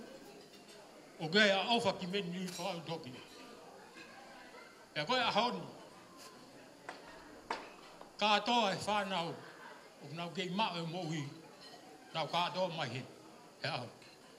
Uloa ki pē, mapa pe tae ki o tō mafu. E whakoroa, ko whai ki he whamiri whakautoki. I hono taria he pewhine koni mo hono whamiri. Ai whakatangi nei pai atu. Moi Fiema'u ke tauhi. Ke teo ke tauhi a ke au he ngatanga. Mou. Ko nofo sia he ahoni pia ko lahi lau rea ki eua. Ia whaka ngai lahi ngai lau ki eua. Mo ilo eua. whanua toa e ua ia. Whanua lotu a e ua. O ka kia ha mea ia tō umuia e ua. Ka wheunga pe he ko e ua pe potu tonga iki. Ka kia ha norea ana ke henga tonga iki na fie wholaua ka kiti noa e motu ko e ua. Ko e ua koe ka pasa ia ki tonga iki. Koe wholau ko tō pe. Whakatau mua e ki tonga iki. Ka ikai kiti a e ua. Kai tau whanua e wholau e koe ki tonga iki. Ki he whakaamu koe o ku whai. Koe o whai whakawhitai mo fia he ahoni. Koe koe whakatūtū ko whai ki aha koe. Nei whai he tangata. Ka kohono whakahoko. Mo fia o tau mao he ahoni. Koe whakahoko o tū. Whakaitai ki o tū maf. E te ofa pa mo ne tauhi. Tau ngai a ko tonu e tau whakawhea ngai he taimi. Mora ke mama. Ofa mata ta be o tua. Tau inasi ai. I ngahi lelei, i ngahi tak. I whanauanga. O tau whanau ai. Ko mea kotoa bia e atu. Whaambeke a honi. Ko fia mo maa whana. O mau he ongo whaamiri he a honi. Ke mahu inga ia. E ongo maa tua mari. Sio ke he fia e ongo whaamiri. Tau he mari. Tok vete pehe pekia. A koe au pehe ai fia. Koe whakafofonga i atu. Ai ki uhiki koni ko mari. I kai ngalo, kai te whakasisi. Ai whakamalo. Ki he whae pa moe tamai, ka umai kuin. Ai whaihan ohi e whiwhine koni. Ai whakamalo atu. Ai mau koroa. Fia ai. Ai whamiri whakautoki e a koni. Whamalo atu he tapa kotoa pe. Whamiri o mere. I fua whatongia kotoa pe. Whamore atu ka kukia ha tōno o.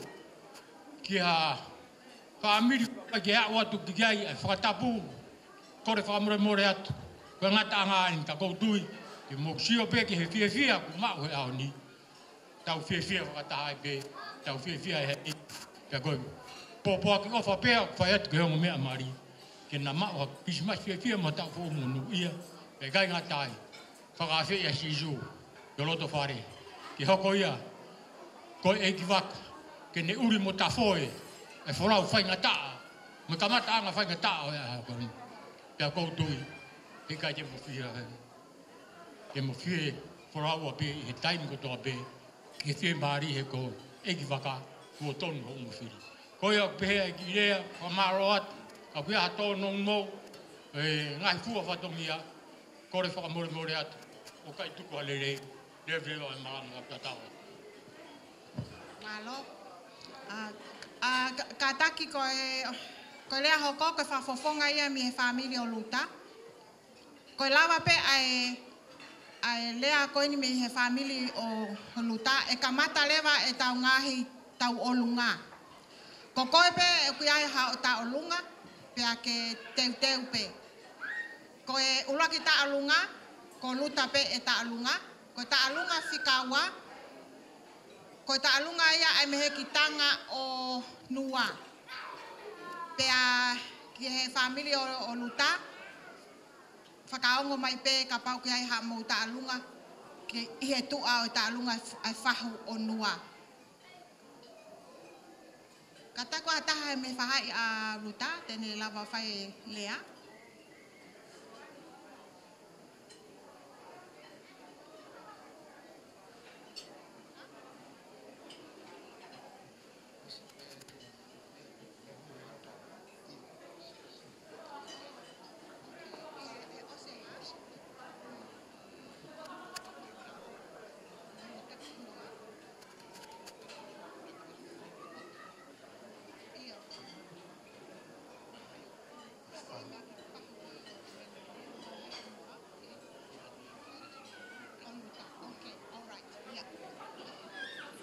Hataha, tene whai e lea me he whamila Ruta.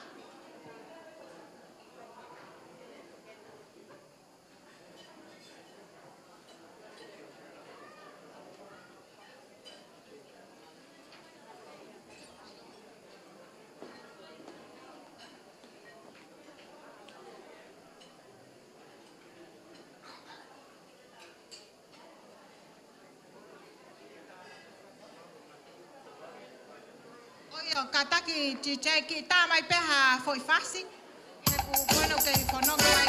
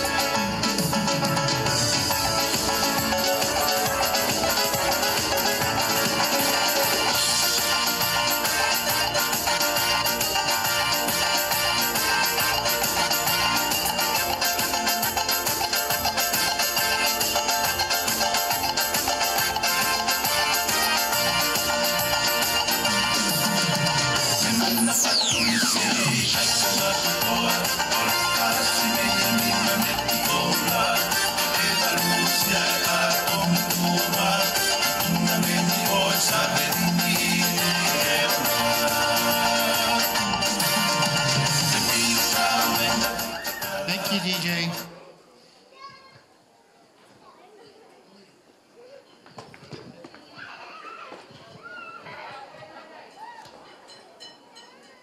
Ko whakatolo watu. Tangara ik whaifkau. Ka mā e ongo mātua au haa. Mātua ngai e tau hene a honi. Ka e puke whanga maaria ko ni ke uki whawhungai ato e whamili ko o Ruta. O si tu au i tua te teo ke u almo to le rangi tamasi o tahan ke u ha. Te whai e lea. Ka koe aku Tokai pe kalasi hena o mahalo kunau me pe motuan he taimi na ke wa ingai. Ki konga si pe hena ko ke na fu lave ile re yau. Kogo hingoa ko maafu. Ko e lahi au he tamai ko ni a Ruta.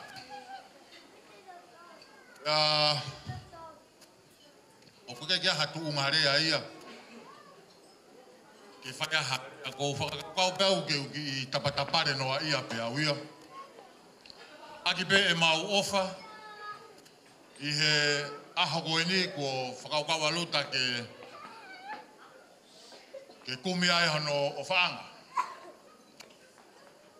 Pe au toki lawe pe i he wike ko o si koe hoa koe o luta koe ne whae tangata ina nā whanua. Ani koe nuk whae huki koe ni. Pea kou whakaamu pe ke oua e hoko e hoa koe o luta ki he ne whae tangata.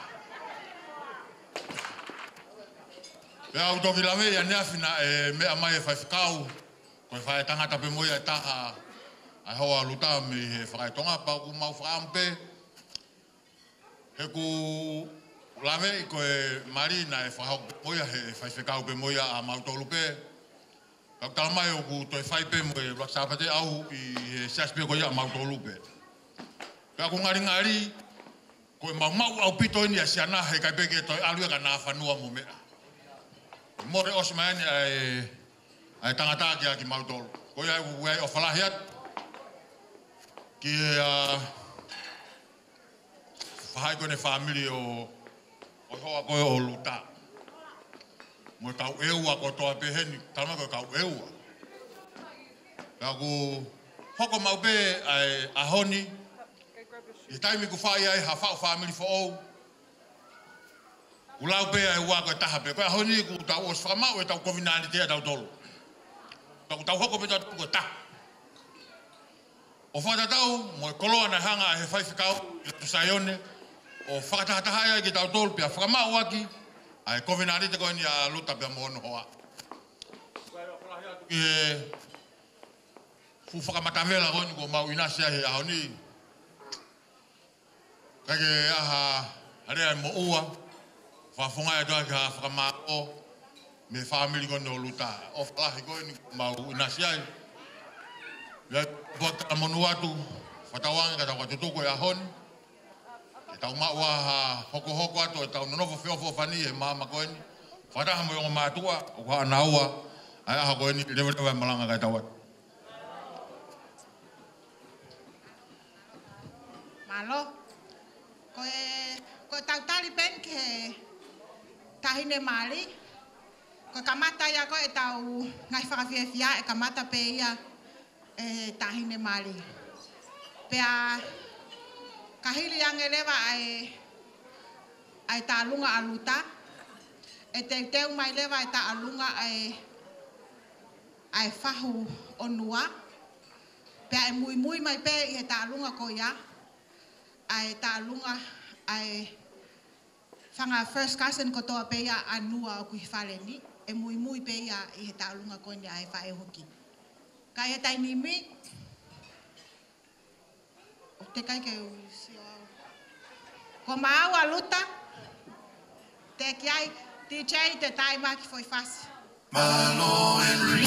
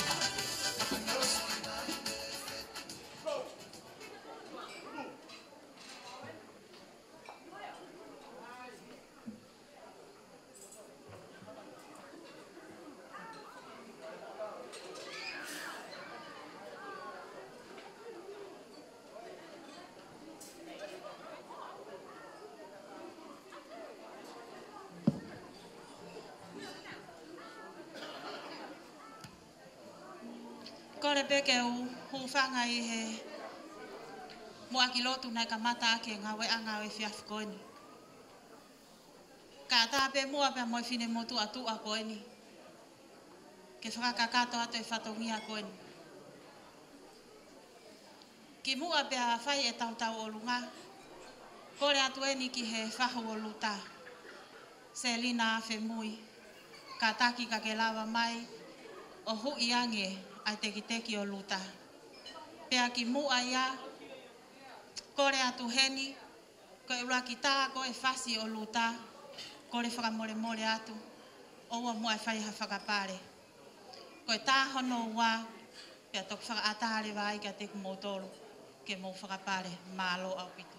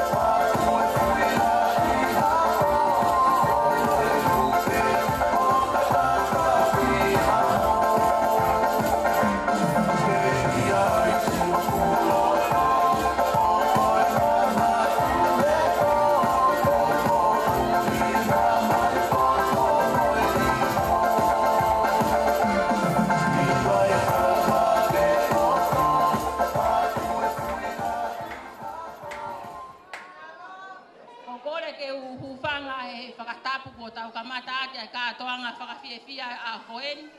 Ka tā mo ki whine mo tua koen ke whakahoko ato e whatongia, o e whahu, o e tamasi, o nā whanu.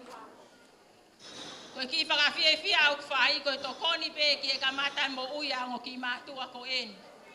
Koe hae pēse mau ki kuku o mau rere mai mo ia, o mau fuake atuia mai o ngo mātua, o tau henya i he ahoni. Koe ki vewe, o kutuku koe, koe ki vewe. Vewe pē ke whakahonga ki e ngai whae anua. Ai tau i pāko nau whae mā ki mautolu. Koe a pē mālo a pito. Malo, te tau mai whaksi e tālunga koe ni kātaki. Lama tak mana tu?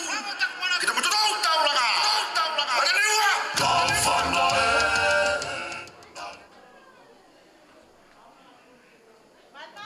More ko ngalo e.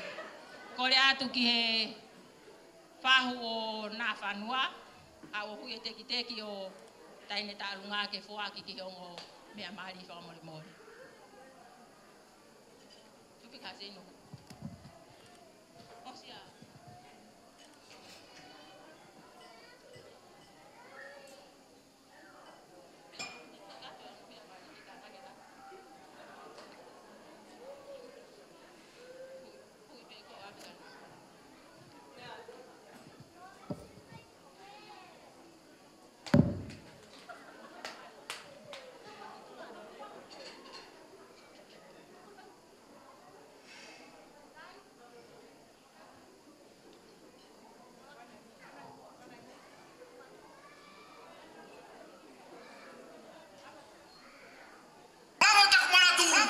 Kita betul tahu langa.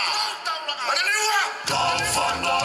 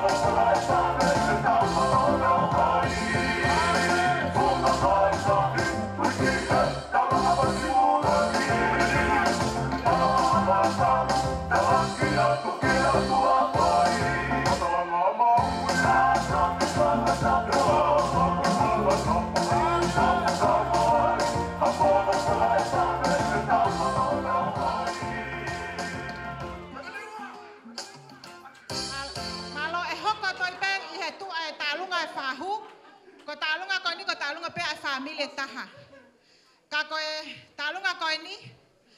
Koe talunga ni ai first cousin ko toa pe onua. Ko kore whamolmole he ni ke whanau whamehitanga. Mo kataki pe mo lava mai ke tau kau whata. Pe ke whanau a Paula Sii. Pe ke whanau a Fiema'u. Te tau lava ko toa i pe.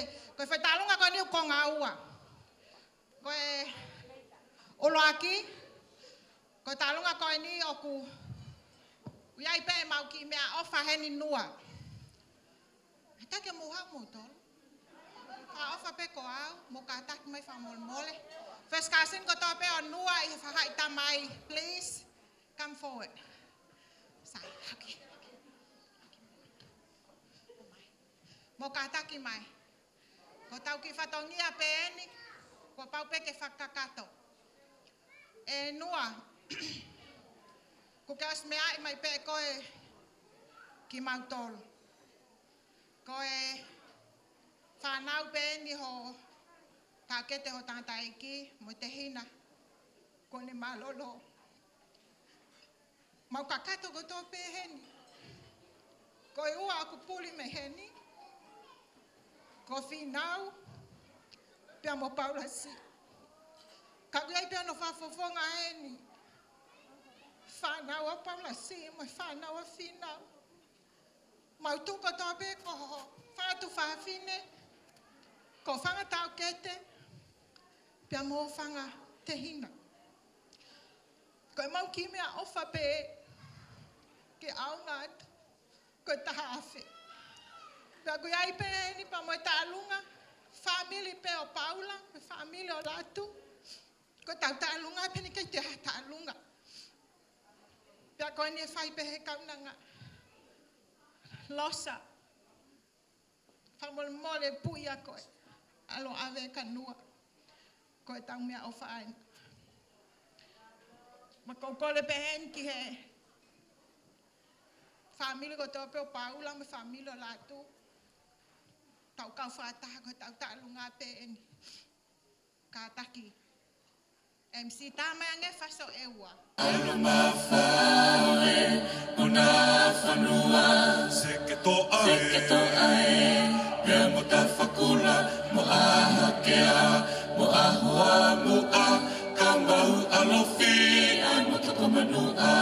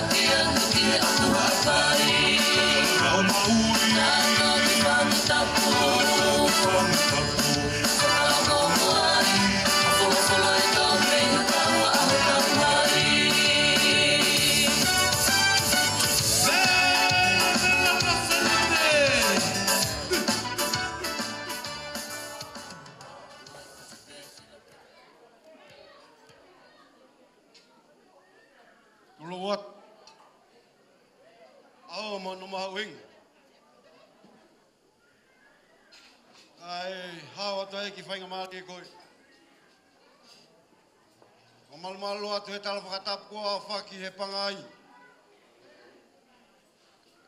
Ai hala tō atu si whatongi atua koen.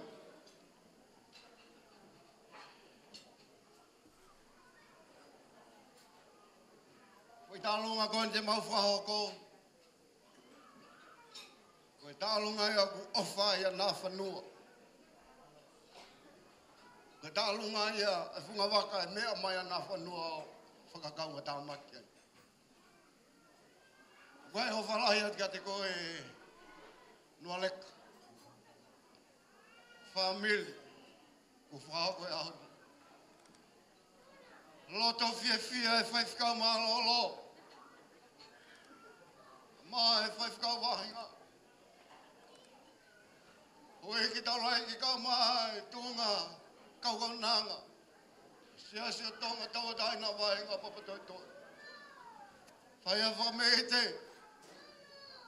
Ahoni. Tahine luta. Kaya mea e mau e siasi. Mea pia ku mau ka mau mai pia whambi i te ati e whaituni. Hilo nā hoi fua ki te noa. E mea mai a ki tau kau ngā ui fuata. Pahoka te tālunga. Ko le atu. Me mi pakatoa e siasi. Ko le aho en. Mo tua tue tau fia ai. Ko le atu. Tahine luta. Mea mai a hui e teki. Mea moia. Whaia ka whakalaula noa to sese. Te wanga nā ki whai. Kau mai e whanau. O whalahi atu ke veitona.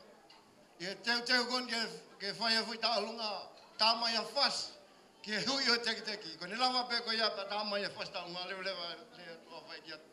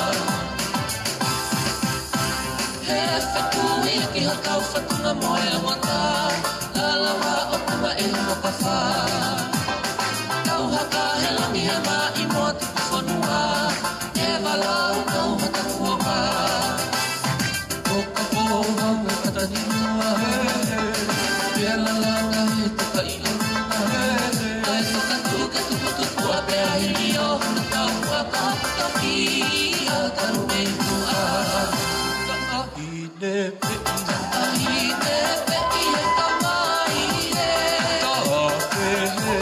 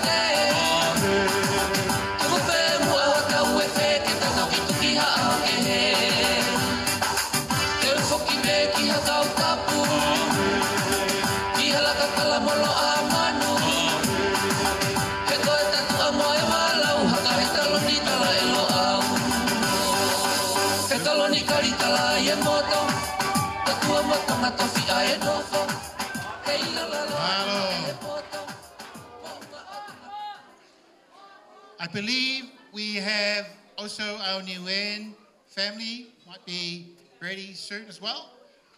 And after that, we'll have another one after that. Yeah, the Niueans is now just making their way here.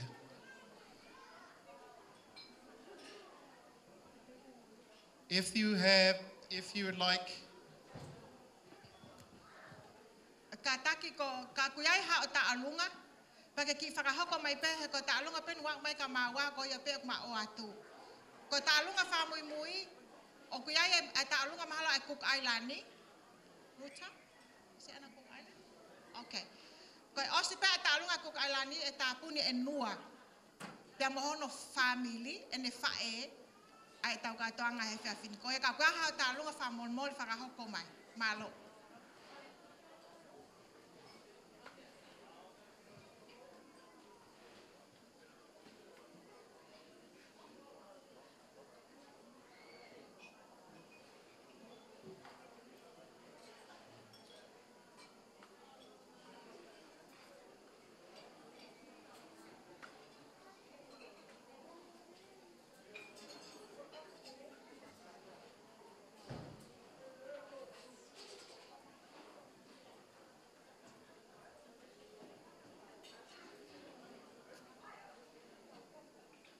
They're just about ready.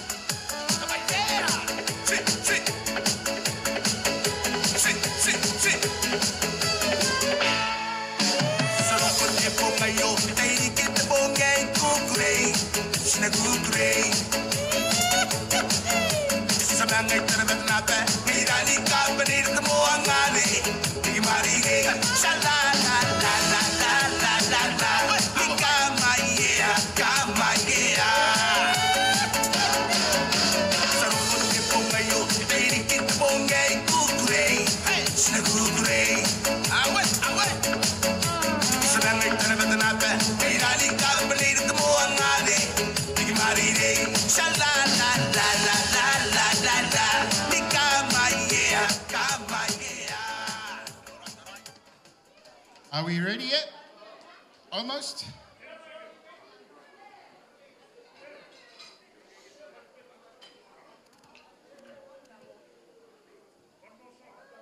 One more song? Okay. Well, DJ.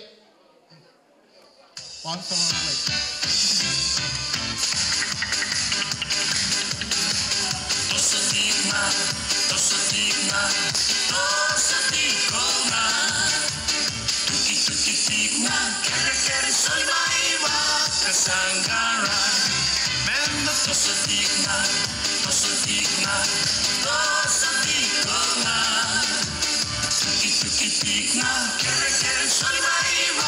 Sangara,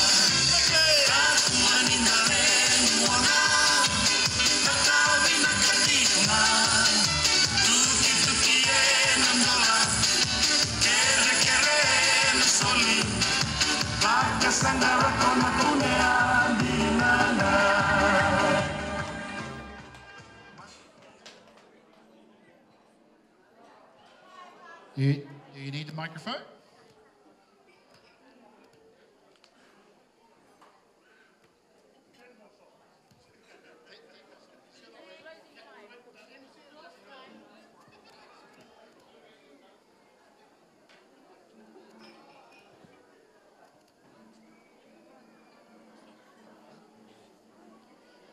DJ, one more song, please.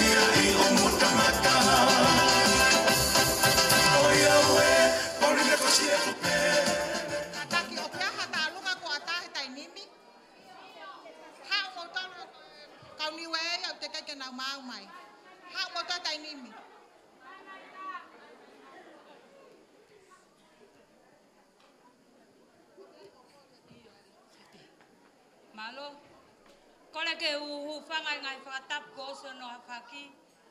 Kaya tā mua mō ke whainga mali e koni ke whuhokoloa. Whahoko ate ki whirmotoa koni ko kuhingoa ko si le teo si spāwe i tūna tā kai wharape ki e ua. Pea ko au, ke ilo e ruta he ahoni, ko ano whahaingoa na whanua. Tamai e tamai me whae alo i ko paula a ka mea. Ngata peia ia mātai aku rasi mama loa. Rā pātua o tō Fokikovi nā whanua si whapau. E koe kia hatahi a mautore ki e ui e hingoa ke hingoa koe. Pea koe ahoni noa leka. Koe whae whakahingoa au. Pea koe wai whae rei au no pene i mui mehehe i to. Koe whae tau hiu ku kolokate talamu he pe tukoe. Kai kia hame aia e mau. Ko tupeo ke whawhiawhia i e aho o nualeka. Mo ki moko puna ko eni koe whieta o lunga. Ka kou kore whakamole mole atu. O whātu ki he whangawhae tangata nualeka. Malo mou o whahamaumata. Tari o mauloto. Pako taulunga ko ko whai te riha pe awia he taha koe e awiki ai. Pako loto lelei pe, o kui hene whahu e whanau, koe motu a whai whekau koe na me ngere ia. E Tomasis wha, ka kapai loto. Kai kia hame ai ai mau e, te vita pina, ka maa, le te o wia. Pehe ki e, Selve tuna, tali lupe. Koe ki tola pe e ua, ke kumi aki ha fo i hina vai a Luisa ke foki mo ia ki ngele ia. Ko ia ko kore atu ki a Tomas. Ke lava mai o ate ki sila ko e ni. Pa ke peheha ke peka alate whanau o to e huki pe. Ka ke lava mai ki he o mau e ki tola taha ko e ni Tomas. Mo mau ofa lahia ka koe maloi kakao mai mei tonga. Ka tau mau whasi o ma toko whaspe mei e ua.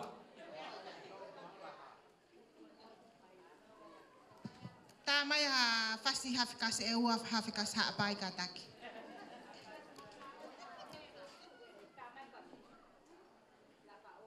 DJ, kamol mole.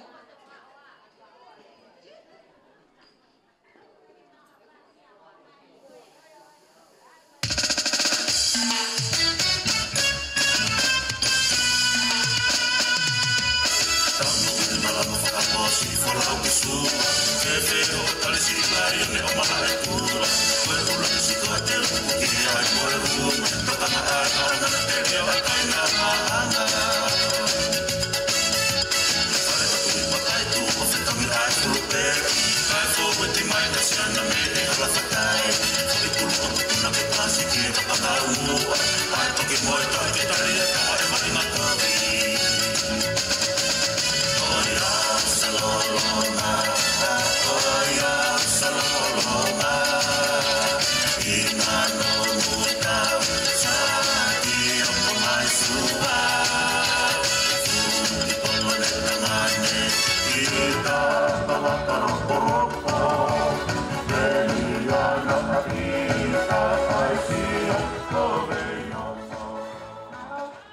Kataki niwe mo hoko mai le vai tai nimi Hamol mole.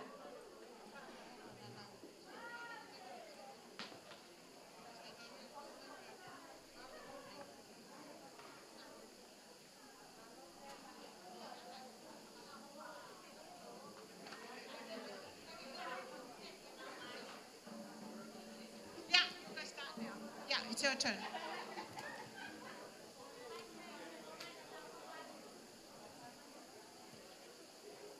All right. Can I hear you say kia ora?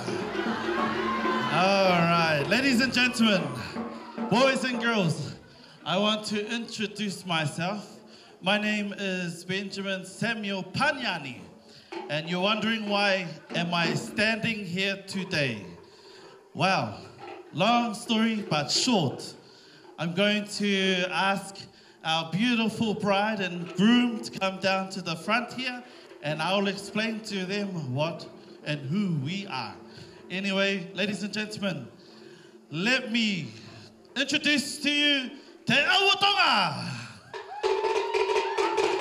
Hey, ha. Hey, ha, hey, ho. Hey, hey, hey, hey. Yeah, hey, yeah, hey, yeah, hey. Ha, yeah, hey. Hey, hey, hey. Yeah, ha, hey, yo. All right. Take a seat. All right. We have a few of our family members who arrived from Rarotonga just a couple of days ago. And I just want to acknowledge her. Auntie, it's not my auntie, it's my cousin. My cousin, Ruta Panyani. Can you please come to the front, please? All right. You might wonder, why do we have two Rutas in our family? Well, our lovely princess here is obviously named after my beautiful cousin who arrived from Raro just a couple of days ago to be here, and the rest of the team on her Cook Island side. You're probably wondering why. Well, this is her right here. How do my workers? This is Ruta number 1. So can we have a four karakara mai for Ruta number 1? And we have also Ruta number 2, and we have Ruta number 3, and then we're gonna have Ruta number 4. So we have a line going on right here, the trails. So back home in the Cook Islands, there are many of them that couldn't make it today. However, there is an extended family like myself and the rest of her family here, and she didn't know that. Well, today, you married into the full extent of Cook Island people too. So all our Tongan and Pacifica, we welcome you to the family as well. So, kia ora ana, e kia manuia. Tamara, te awatonga. Hey.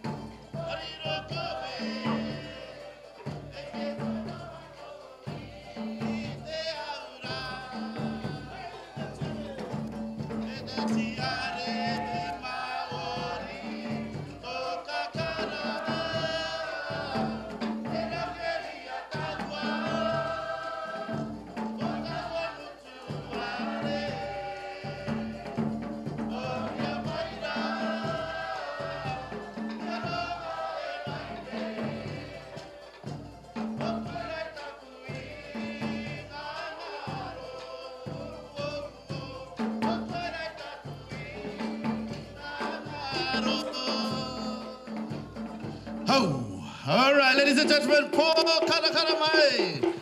Hey, hey, hey, hey, hey, hey, hey,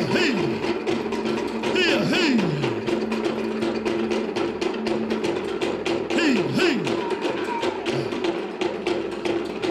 hey, hey, hey, oh. All right, do we want more? Do we want more? It looks like you're falling asleep. Anyway, ladies and gentlemen, because Ruta doesn't just have Cook Island blood, she also has Tahitian blood, and she also has Samoan blood. And this is on our Karika side. So we are bringing out our taurunga in Samoa.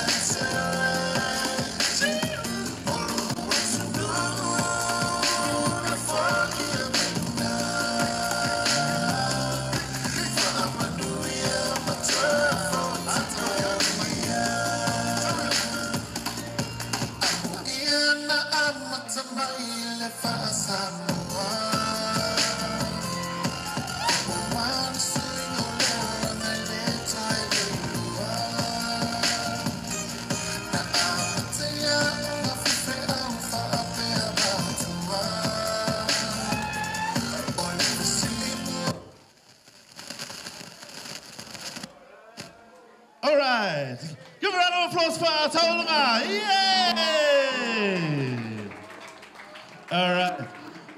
All right, ladies and gentlemen, we're gonna bring out the warriors. If you want to see the warriors are playing when?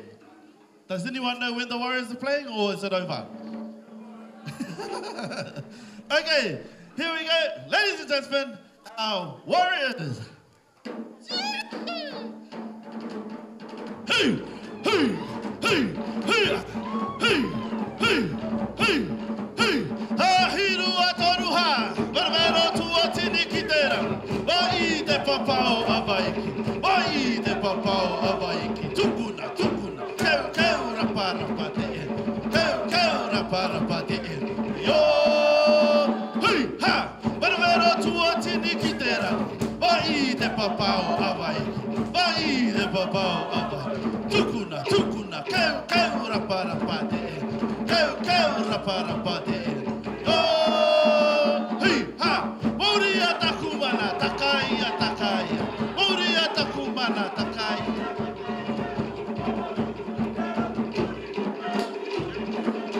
Henga ue kore, hey, ha, henga ue kore, hey, ha, moria takumana, takaya, moria takumana, takaya. Upogo tu kiterangi uriki kaui uriki katau. Henga ue kore, hey ha. Henga ue kore, hey ha. Hey, train right mama. How many times? Hey, hey, hey,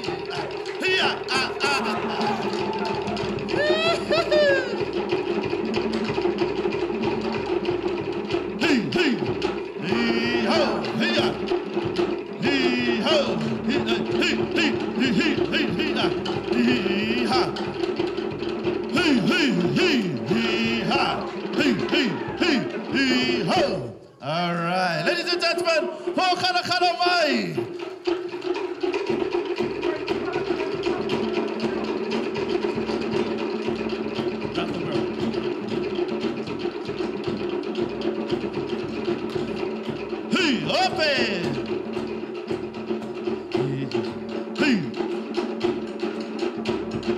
All right, now you have watched the girls and you have watched the boys. It's your turn now. Boys, grab your partner. We're going to take up the ladies.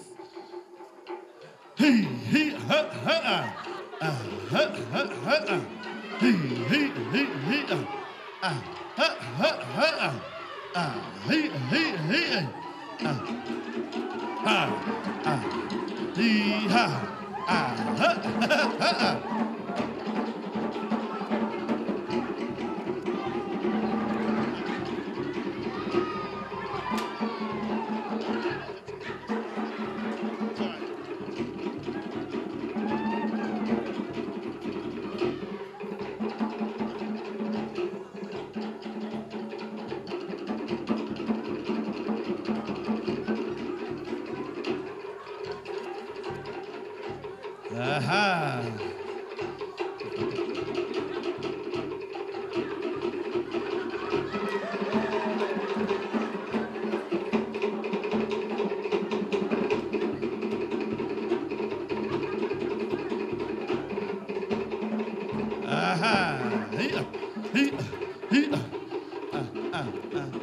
Ho.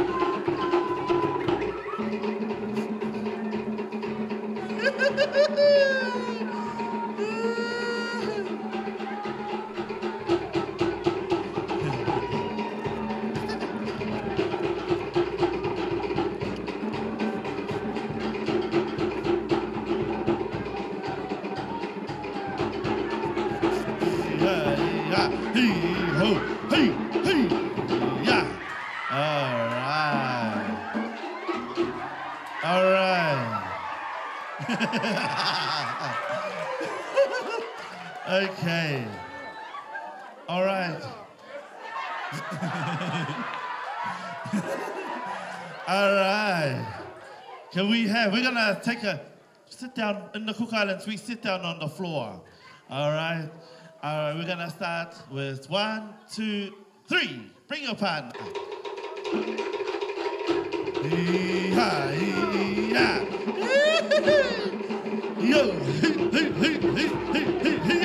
All right. Okay, ladies and gentlemen, kiss your partner. Okay, are you ready? Shake to the left. Shake to the right. To the right. To the right. Aha.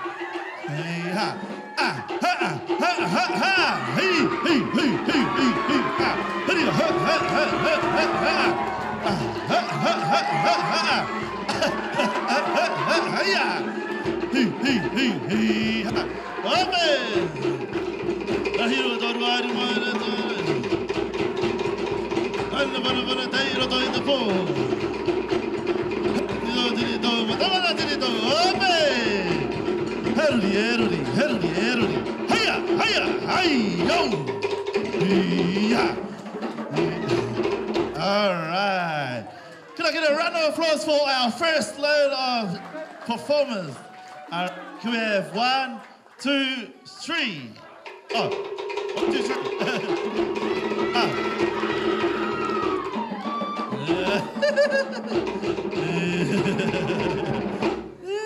Okay. Wow. Okay. Kiss your partner. Yeehaw. Okay, shake to the left, to the left, to the left. Open. Here, here, here, here, here, here, here, here, here.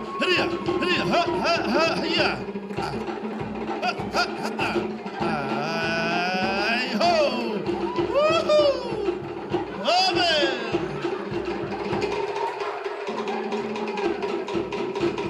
Hey, you don't know anymore, no, you do. Tahide, my hey, whatever. Open, herody. Huya, hey. All right. Hi, you are on fire. Okay, can I have 1, 2, 3? Bring a partner.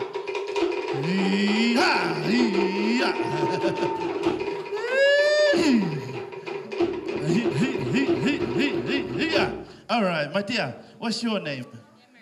Ladies and gentlemen, give a round of applause for Memory. And your name? Ladies and gentlemen, give a round of applause for Nala. All right, you can do better than that. Ladies and gentlemen, give a round of applause for Nala. And what's your name, sir? Sispa. All right, we got the name. Ladies and gentlemen, give a round of applause for Sifa. Sispa. Okay, kiss your partner. Check to the left, to the right, 2 to the front. Open. Here, ha.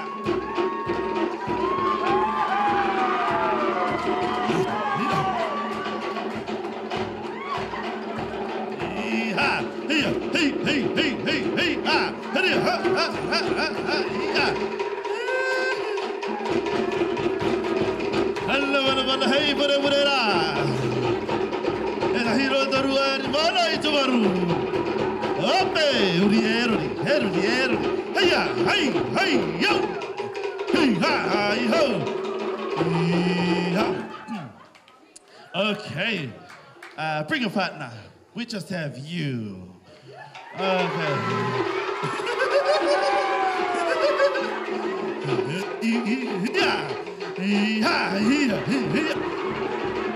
All right. And your name, sir? T-Log, ladies and gentlemen, round of applause. All right. Kiss your partner. All right. Shake to the left, shake to the right, 2 to the front. Hey, here, ha. Hey, here, oh.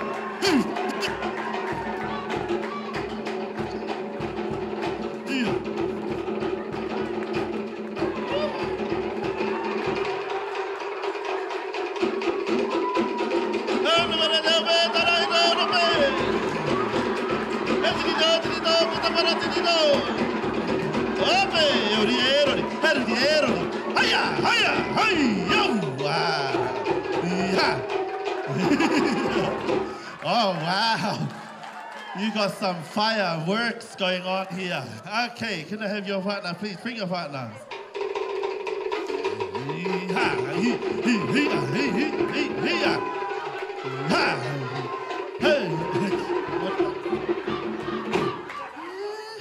All right, kiss your partner.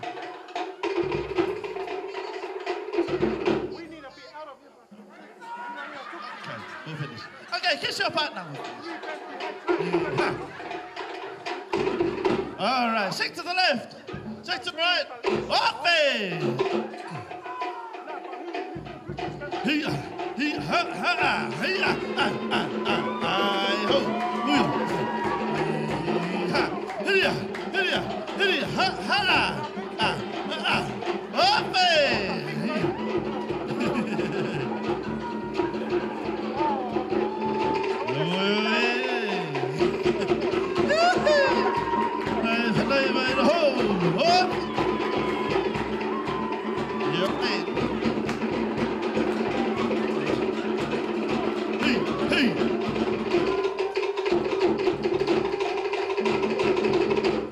right, now we're going to bring the husband and the wife forward. Bring them forward, please.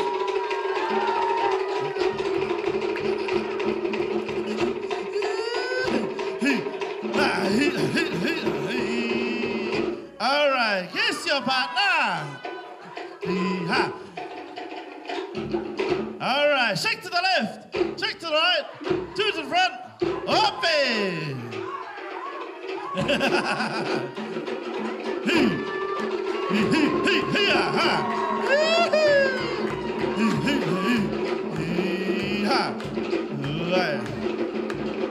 Up. We're gonna do time for you today. Hey, whatever that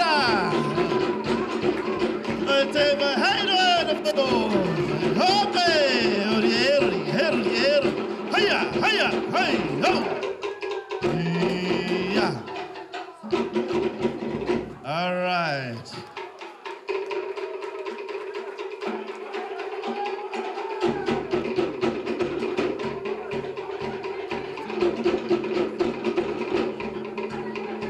Okay.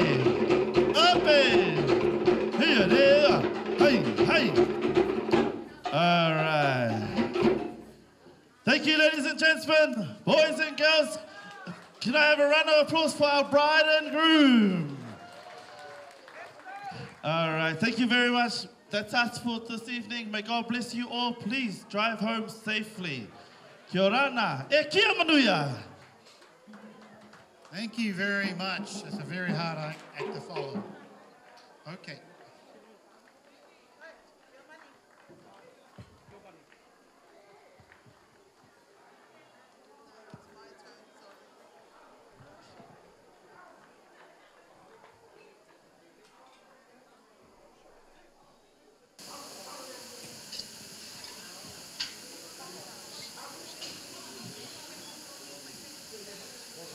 Baby.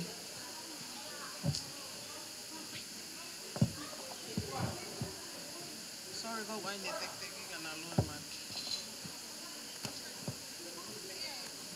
Can I just announce? Whenever I can. Tapu ki he o tua ne a fio i o tau loto ngā. Kole ke hufanga atu i he talafa tapu kakato e loto pe moi whanua. Kai ata mua mo oko e ki whainga maari e koe ni. Ua whakakou na ia he oko pule ngā ue. Pea neongo kusi more tangata e nei whai kai whalala. Ka koe vai hakani e kai to e os. Ruta. Masiva e nima saline lahi mo tupo au. Hai pē ki e whanau mo i whangabuko puna. Kai ki a mea te mau. Kai tuk pe ke whaiata ki whakamea i te he iro na aangat ka te koe. Monua mo i whamiri fo au ko whangahoko. Ko i ai, kau ki ai ha veitongo pia moha kanok polu hen ko e tau taimi en. O whalahi atu lewe malanga tua i ko whātu.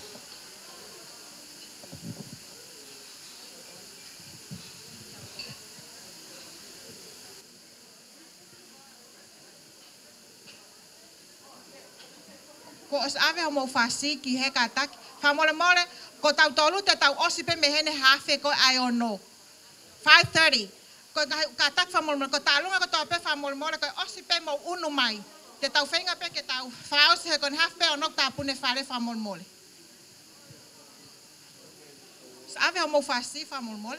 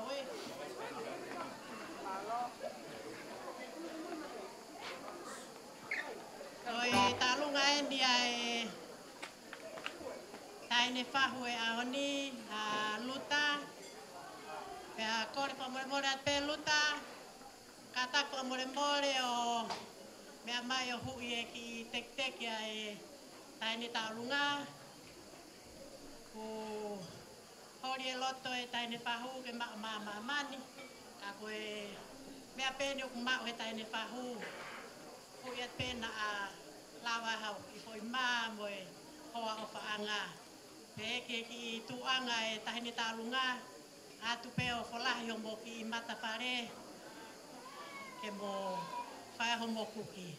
Oi tako ta pehena ku kau mai ki he tahini pahu o tau taimi en malo.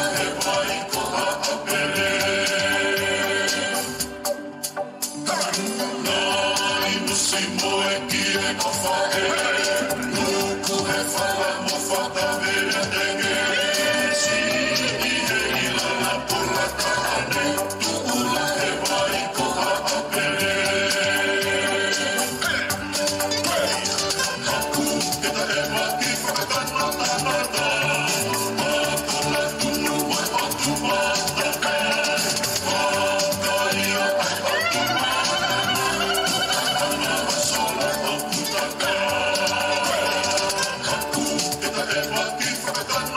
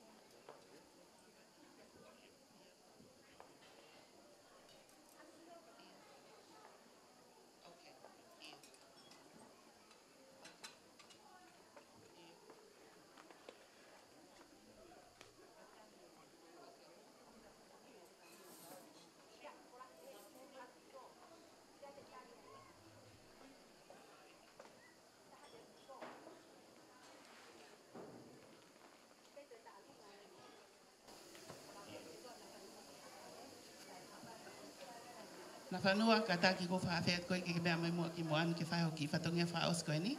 Pea tau toki hokat lewa ki he tau olunga whakaosi.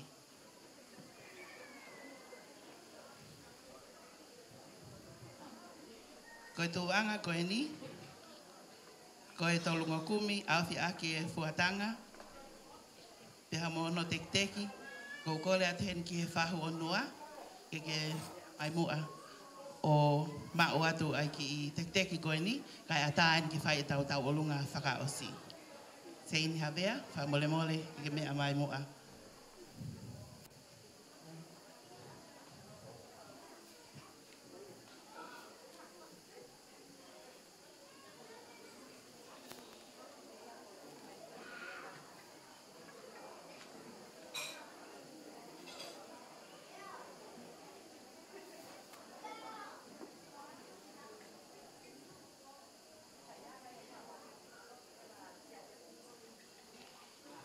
Malo apito ke ata ko inua kai mea mai ki nau tolo ku to ato e koloa ko ni ka taki ke ata amala en ke fai tau tau olunga whakaosi. Ai ko tau tau olunga ko ni may have whanwhai tangata o ku ko ngau aen ai au ki ai e tau tau olunga whakaha moa pea mo e tau tau olunga whakatonga. Ko tau tau olunga tāpuni eni ka taki pe ka inga ku wawe taimi pea ko e whenga pen ke tau maa popo ki ai ka tau tutuku. Kei fia pe. Malo au pito.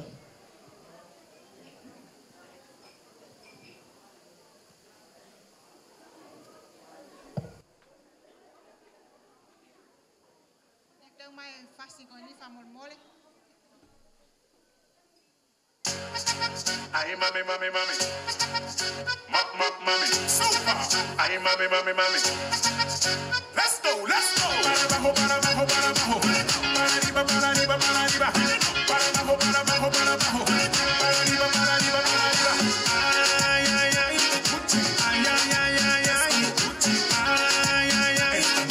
Ay, ay, ay, ay, ay. Dame cadera, cadera, cadera. Dame cintura, cintura, cintura. Dame cadera, cadera, cadera. Dame cintura, cintura, cintura. Puedes sin parar, porque estás bien hermosa, lady. Es hora de gozar. Súbete a mi coche, baby, boom. Nadie te para. Súbete a mi carcacha, lady.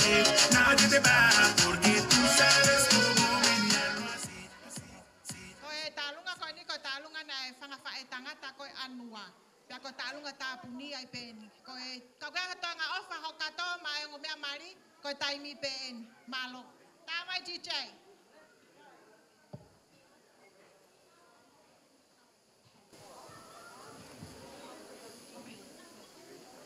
Te kore ke ufanga e tala whakatap ko osi ono whaat mei muani ka tāma whine mo tuatuani ke ne whahoko atu a ki whatongia koe ni. Hange e pe koe ana osi mou mea ai koe maurak tālunga, koe tālunga na whangawhae tangata. E tamasi nā whanua, ko e ni ho whanga holo holo anga. Ko tamasi ko risi a te, pia mo tōmasi, pia mo nā whanua, pia mo Fiema'u, pia mo Amerika. O kai ke nā lava mai, ka kuna o mai pia, a tala manu pia mo e ofa lahi, ke whao whamiri fo o ku whakahoko i e whawhini. Ko ia e nā whanua, ko whanga, ankolo ko toa eni. Mo nau ngahi hoa, mo nau whanau, na tari whekau pe ko hape haul me a kini whai. Ko eni te nau li, o se at pe he whawhini, pake ha me a mai pe. Kamata pe me a nā whanua sisi i lahi. Kamata pe ai ho huki, mo ho kaka iai, kamata iai. O araro hake pe o te ke a, uka ke whawhekau. Uwe ko se whakatapaki ia i heiki. Pakoia ko ata e ai whamalo lahi, ko hi ko ia ka koe mau ki talunga, kamata aki ko mau ki talunga whakahamoa, pia ka hiri pe ko ia. Pakoe talunga tāpuni, e whahoko e he ofifine o nā whanua siswha, aia ko horrenda siswha. Pia koe, mau o whalaka te motor, mo tala monu ke he ongo whaumia family, pia mo e teki teki, ke kore ma ke he whaho o nā whanua, ka taki pe mua. Oe, i whamore atu, ke whaho oe whanau a whawhae tangata, pia mo whawhae a nā whanua. Tahene ko mere tonga. Mea mai ka tak whamore o ke hui angi a ki teki teki ma o lalo ko eni koe paanga e whaafe. atu peke toko ni atu, kia te koe e whai whatongia ko ki whai. Mere tonga, ka tak whamolmole me amai, o hui angia tek teki o tahine ta olunga. Koia be malo.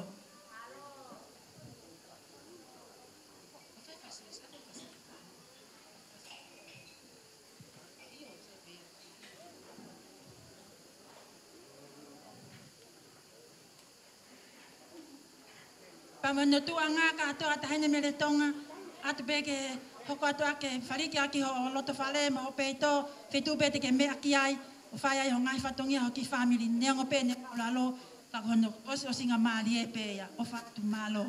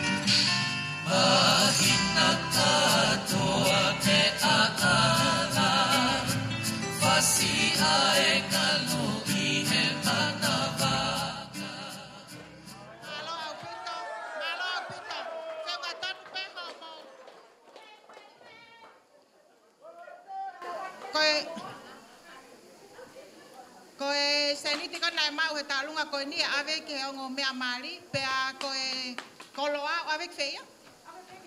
Ke kita hine ta olunga. Ka ko tato pe tau taimi. Pe a ki mua pe a pasi e tau maika ki he fai fekau. O kuiaia e whamalo lahi atu. Pe a me te au, mo whatongia nai Fai'aho ni. Ko tok mo periten ke u fai e kol kalama ko ni. Whamal mo le iau ka panaha tau no no. Ko anga pe ia e whakaukau mo anga e whaunga na e whai. Wai ofa lai atu ka tek mo tolu, ka awa ke mo mau hae fiafi lelei. Ko e whai whekau ten whaosi.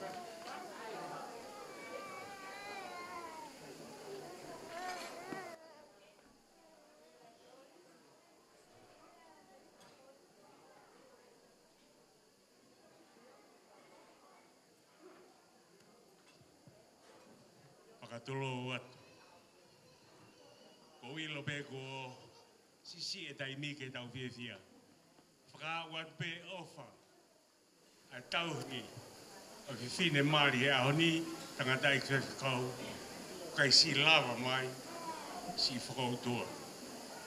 Tala mai pe. A hine mari. A taha whaa pe himi.